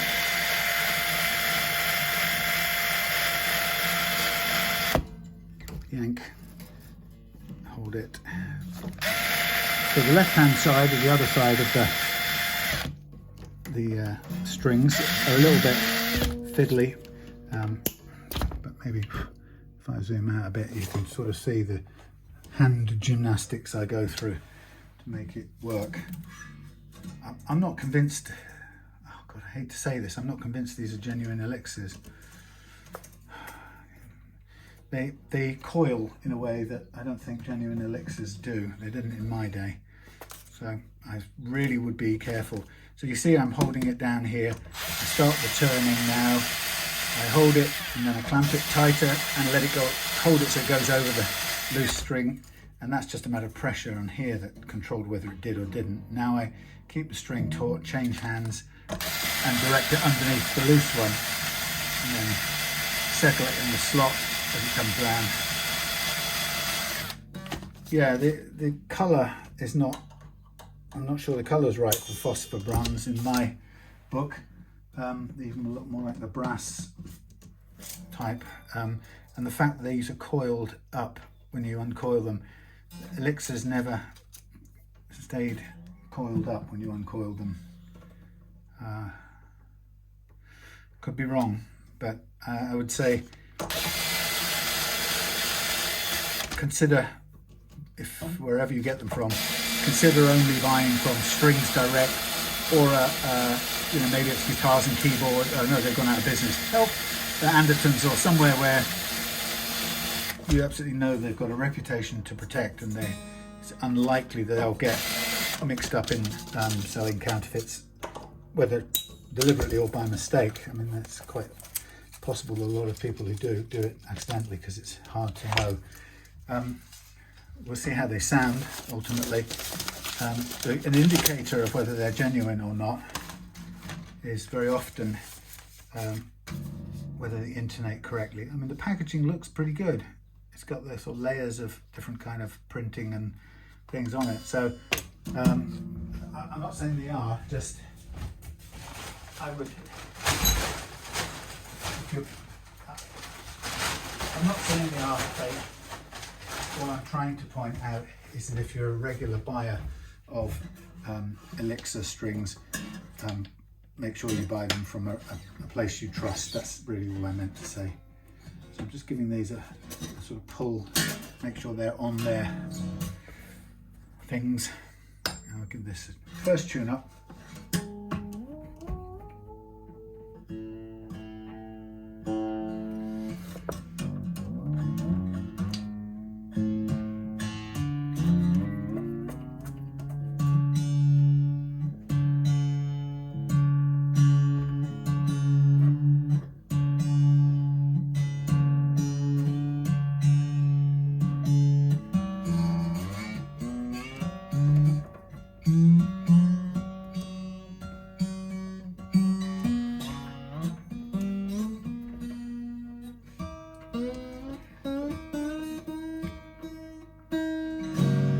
So stretching, we want to get this thing to play in tune and stay in tune when we play it. So to stretch it, grab the string between the thumbs and forefingers and push, so that the main point of pressure is on the thumbs, or a bit on the thumbs and the fingers, but you know, nowhere else. You're not yanking it and putting strain on these points here. You're just pressing out any slack you find in the string. You go down one string and up the next one, and so on. And then we'll play it and we'll see how much it's detuned, and it'll be a lot. And the point about that is, of course, is that detuning will be coming out in smaller increments while you played the guitar. A little creaky click there, but it's all right. So these are not the lightest strings in the world, but they're also fairly light for acoustic. So when you get up to the 10 in this set, these are extra light, so we want to be gentle with the 10. So we're massively out of tune, but all of that would have come out while you played. If you didn't do it first.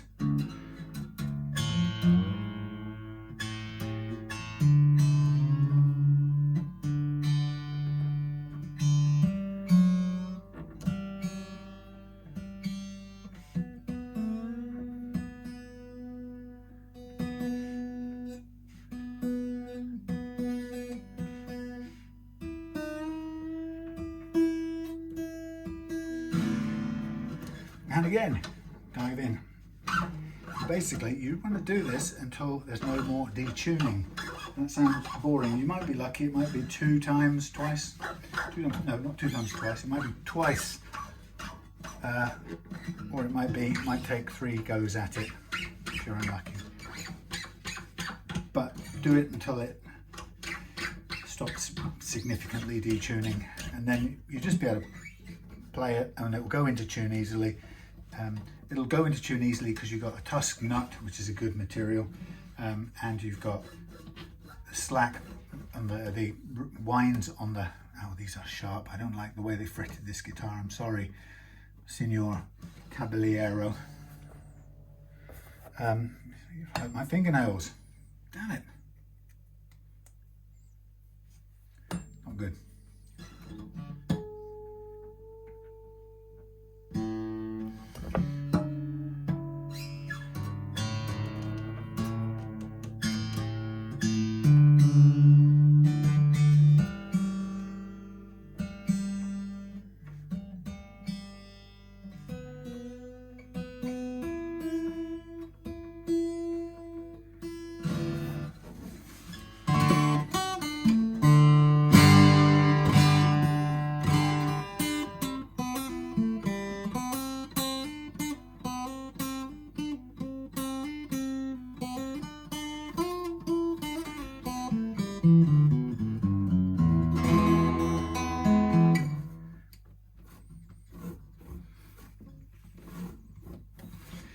Now, I'm just going to check, I'm going to put a tiny bit of relief into this neck because there isn't any to begin with, and I want a tiny bit more than none, which is my watchword. So still going out of tune there. Truss rod is at this end, thankfully, so let's just get that undone. I think Unfortunately, I think the fretting isn't very good on this guitar. I hate to say that. I think it's got some uneven frets, and I think there's some loose ones sticking up at the top here, which are not good. So I'm not hugely impressed, but the next stage to put that right would be an extra hour or more, you know, the full fret leveling thing. So let's see how you get on with it, with, you know, playing a more playable action, and let's see if it's worth maybe in the, you know, in the future doing an adjustment, or sorry, leveling the frets. But right now, so if it's too flat, which it currently is, what I want to do is turn the truss rod counterclockwise like I just did, a tiny amount, and put the string back on, and then we're going to measure. I'm going to go from the join here, still flat as anything. So we're going to keep doing it until we get some relief in the neck. These strings are obviously quite light, so we may take longer to find some relief in the neck. And there's some in there. So we're out of tune, let's get it back up to tune.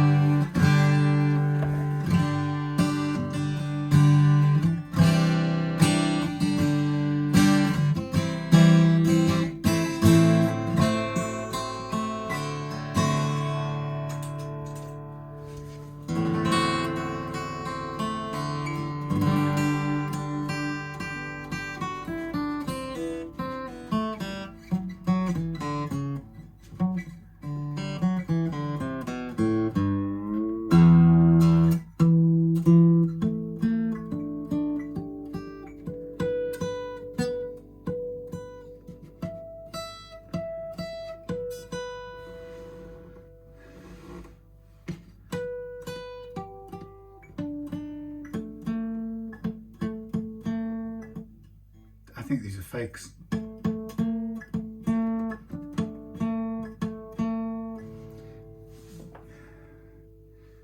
I think that's a fake. I think those are fakes. You know why I'm saying that? You do know why. When I tuned that up, it didn't sound right.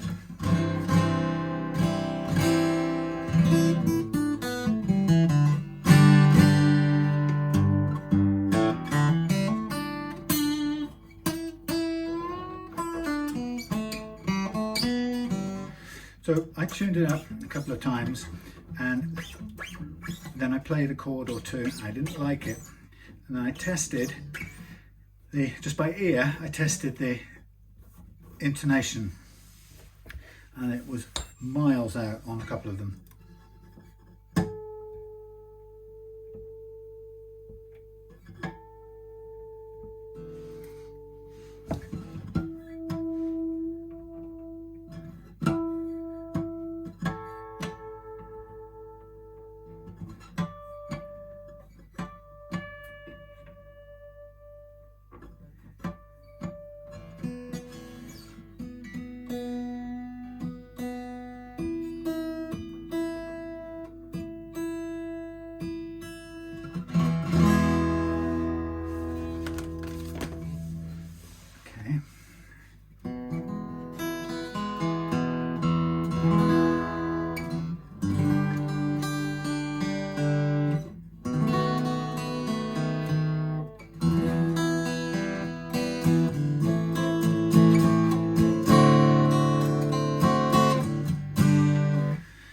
So listen, close, sharp,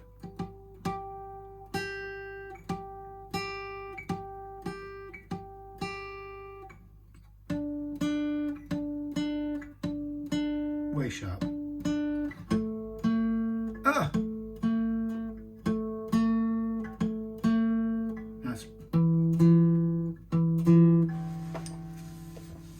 That's not good. That's not good. I'll tell you what I'm going to do. I'm going to take those off. And we're going to put on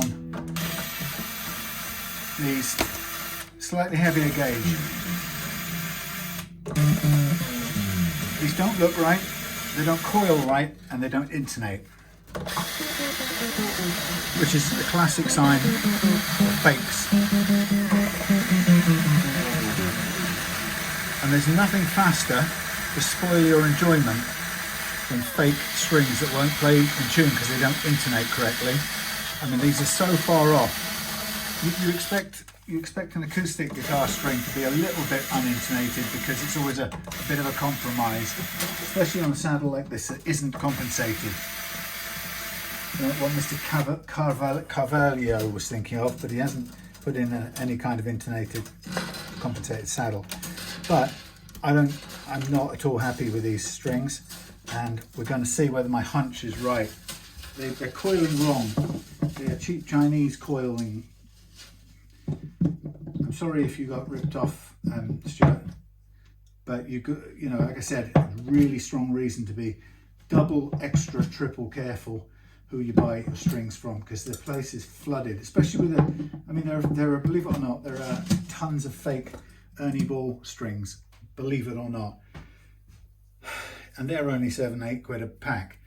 As for when it comes to 16-17 quid a pack Elixirs, I mean, I can't even see any coating on these. I've got to be honest with you. I'm going to put them back in this box, and you can, if you are anywhere near the place you bought them from, send them back or take them back. There's no coating on them of the nano web that I expect. Let's go with a trustworthy vendor of strings. I'm sorry it's a little bit heavier than the gauge you specified, but I think we ought to go with this and prove the point.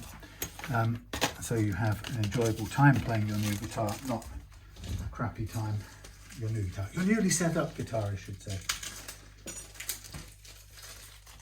Now, I could be wrong, okay? I'm always willing to be wrong. Now these, look, they look like phosphor bronze right from the pack.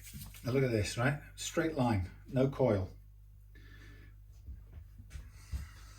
I promise you, you wait and see. This would be a very good demonstration of fake strings and how I know they're fake, if I'm right. And I've been doing this for 10 years, and that's quite a lot of time. So I would be surprised. That was so far out on the intonation. There's nothing physical about the guitar that should, even if it's got no pre-compensation here, there is nothing physical about this guitar that should result in that note, that A and that E being so way out of sharp when you fret it at the 12th fret. That's the string being completely at fault there. So, how was about that? Oh, I didn't want to sound like any infamous and bad people from the olden days. That isn't what I was doing an impersonation of. Here we go. 1152s. Let's get this done. Looks better, and these don't even claim to be specially coated, but they still look better.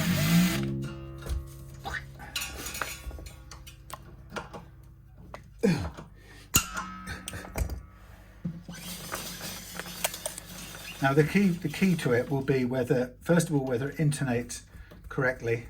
I would charge the fakers extra money for the finger damage I put in stretching those fakeries.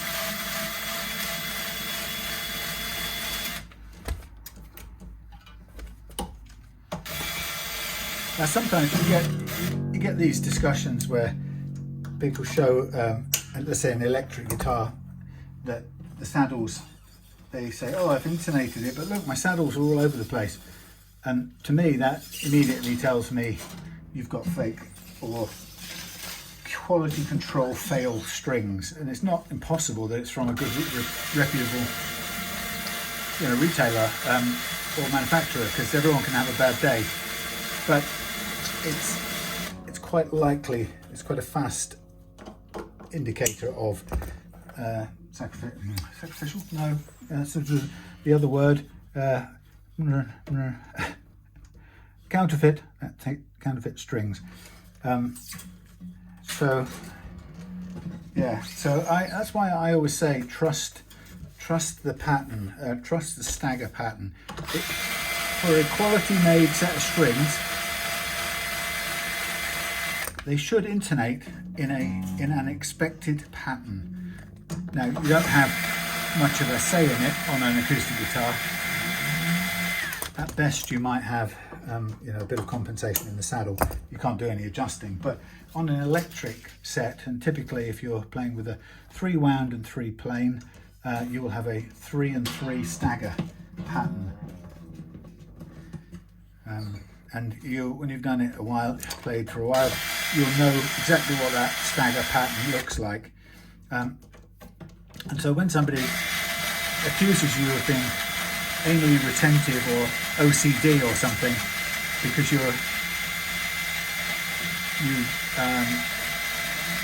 place a high premium on that, getting that expected pattern, then I would say no, they're wrong about that. The reason I depend on that pattern is because if one of them's way out, it's a quick way of telling me I've either got one dud string, which is, as I say, is occasionally possible, or I've got a pack of dud strings, which could, if I've not got a lot of money, I could go back to the seller and say, look, here's a video from my phone of me intonating these things, and look, they're a mile off. They're duds. Give me my money back. Or, just knowing to change your supplier might be the outcome. That's what I would suggest. Now let's have a see. I think I've never heard I've never heard a decent set of strings that far out of intonation at the 12th fret, even on an acoustic like this. Now when I'm pulling these strings, I'm kind of holding this end down here to make sure the pegs don't come up, or if they do, I can pop them back in before they come flying out. So this is 1 gauge higher than we started with, but I think you'll enjoy them anyway. They're a good string.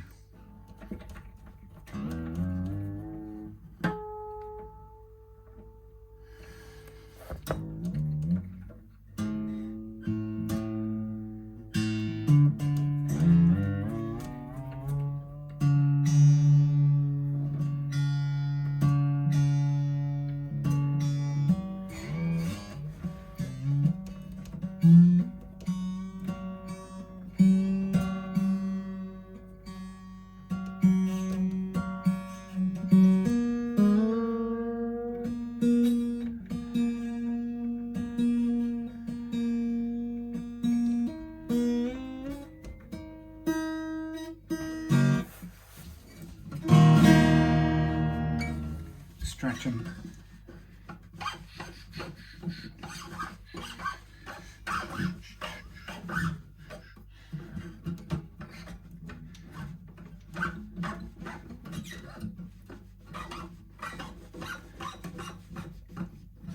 So none of these plain strings came out coiled. They were coiled up, but they came out and stayed in a straight line. That's a giveaway, I think. When you buy a £1 set of Butterfly brand or Tiger brand strings, watch out, these damn spiky things. Those pointed frets are not a good idea, Mr. Antonio. Yeah, when you open your water margin strings,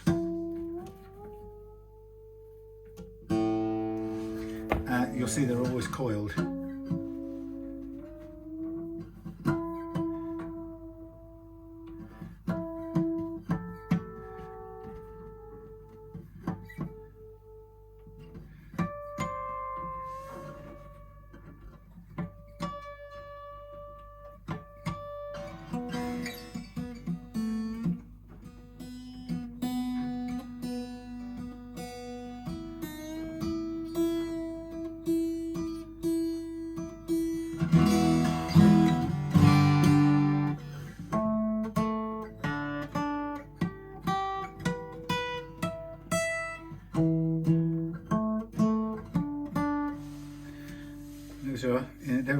they are intonating right.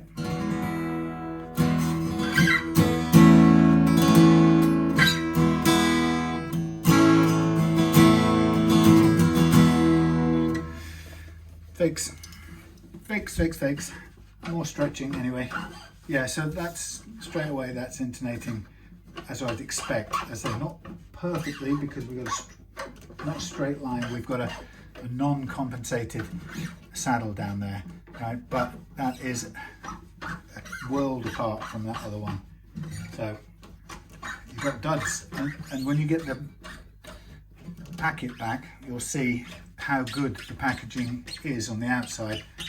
There is no, these people know what they're doing. There's no way they're gonna make crappy packaging if they're fakery flooding the market depends on it. So, and it doesn't really cost them an awful lot more to do it well.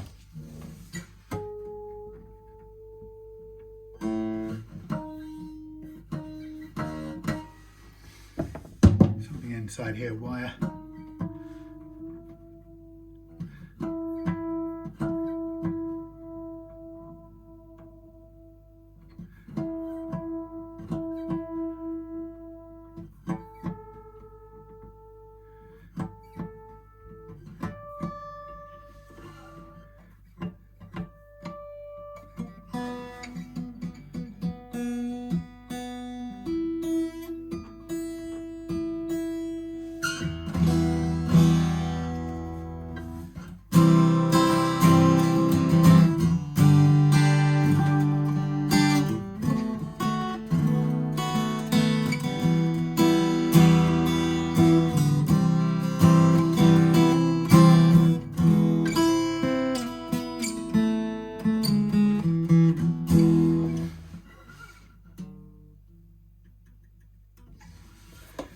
Let's have a look. That's interesting. Let's see where we are with our neck. I might do some tweakings to this action because that has changed.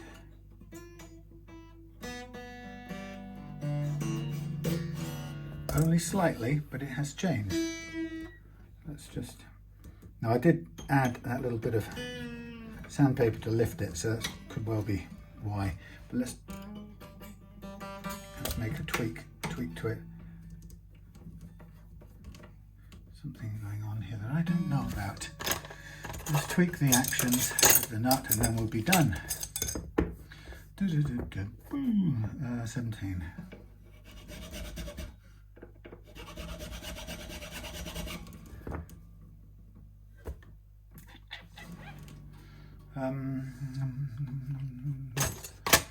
How weird. I've lost my brush. It's staring at me. I can see it.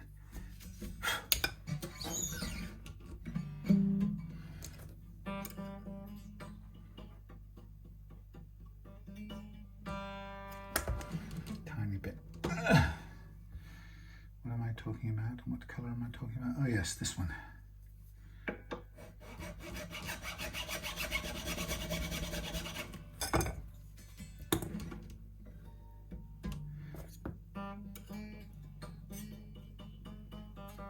Good.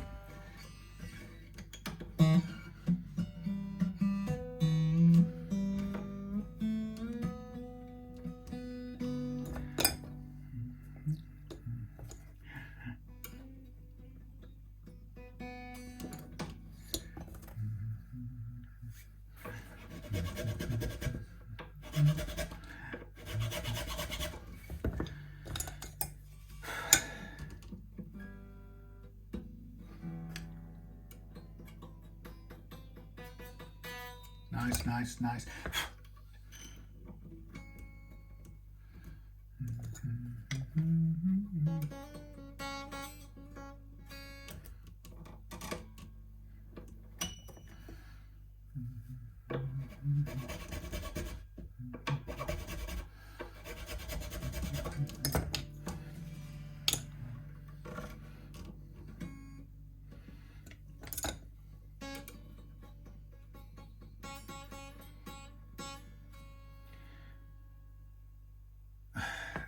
No, I've got to kick myself.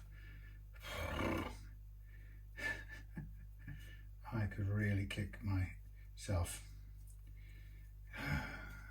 Honestly, what a plonker. Bear with me, I'm just having a senior moment. I don't normally use these stupid things. Let's go back. I'm working too high. Right, let's get this right once and for all. I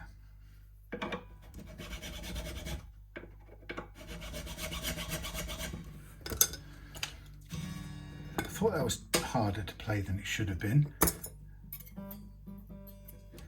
Why? Now I know why. I was working off the wrong damned thing.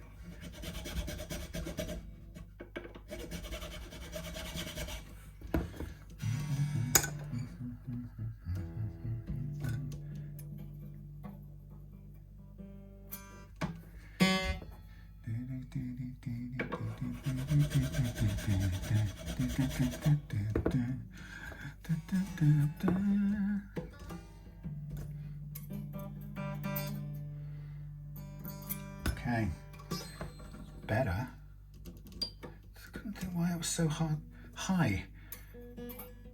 I was looking at a 0.7, no, 0.3, or a 0.30, which was 0.7 of a mil or something like that. Way off. I got one of the numbers right.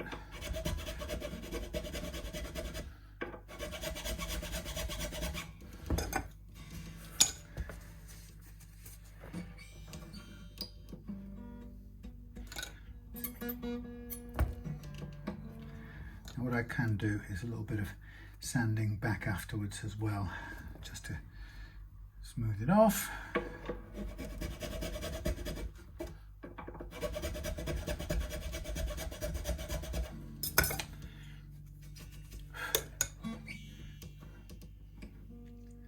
It's better, honestly.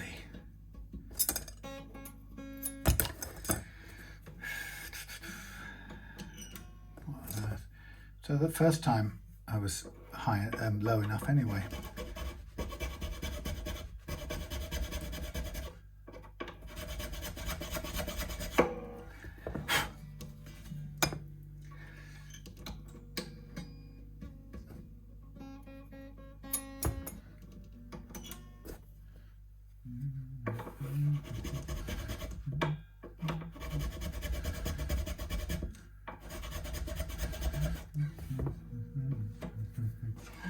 Nearly there.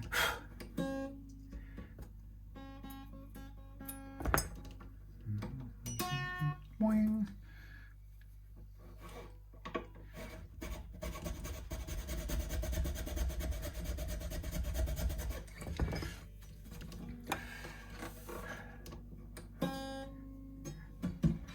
Better. Sorry this is taking so long. For all I know, this camera could have conked out by now. Miles to go. Come along then, we'll be there any second now.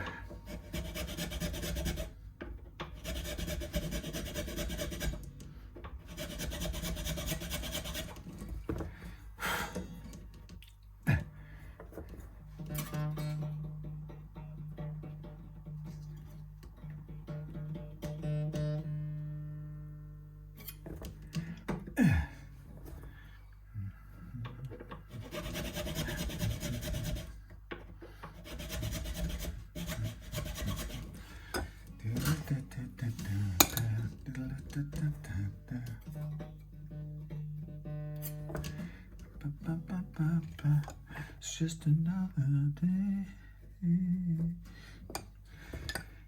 We'll do in a minute. Sorry about this. Boring diversion.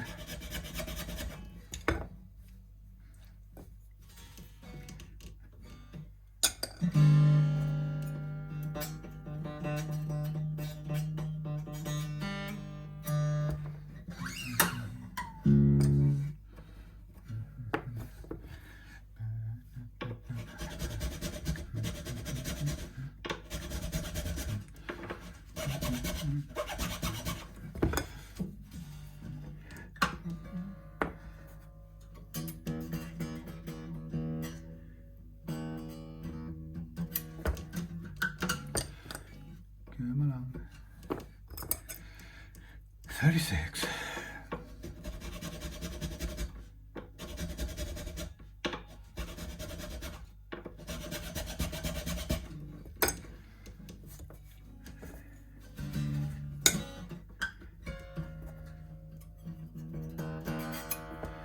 All right, very close.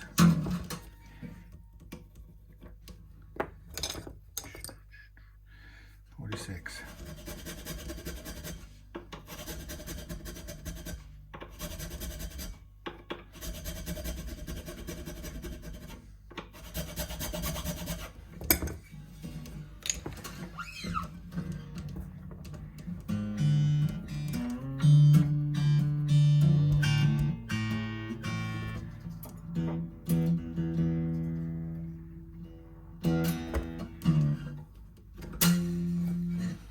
Nearly there.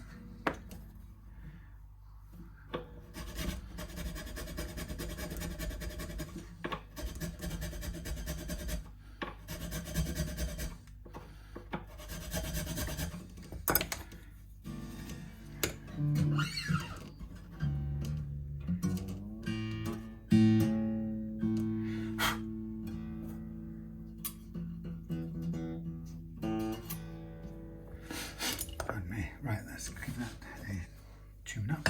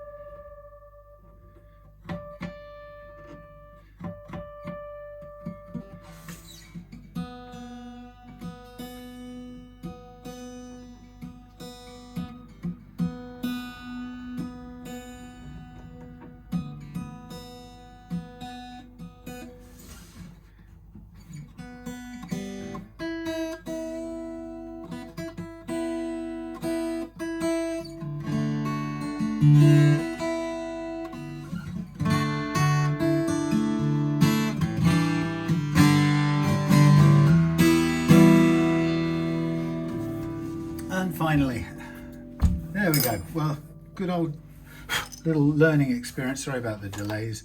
A good little learning experience about the, I think that's been handmade. Good little learning experience about the fake strings. Gotta tell you, it's a pain, right pain. Anyway, I'm just going to do, let's try something a minute, double check. No, I think that's good. We'll leave it like as is.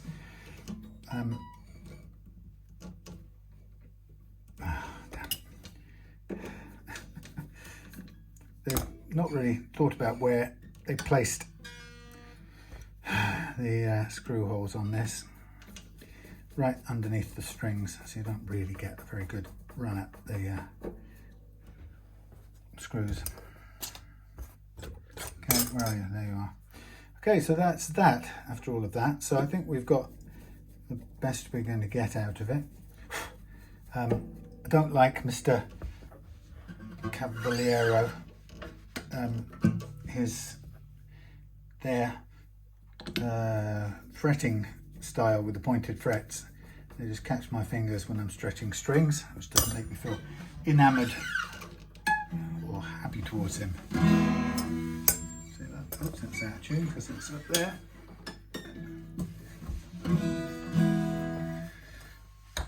One quick last tune.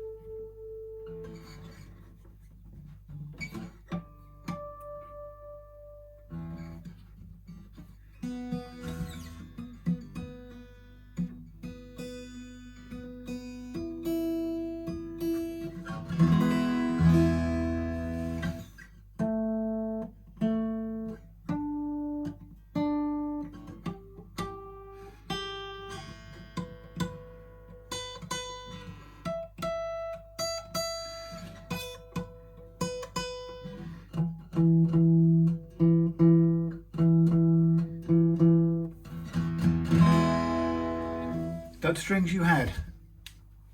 See you again soon. Thank you for watching.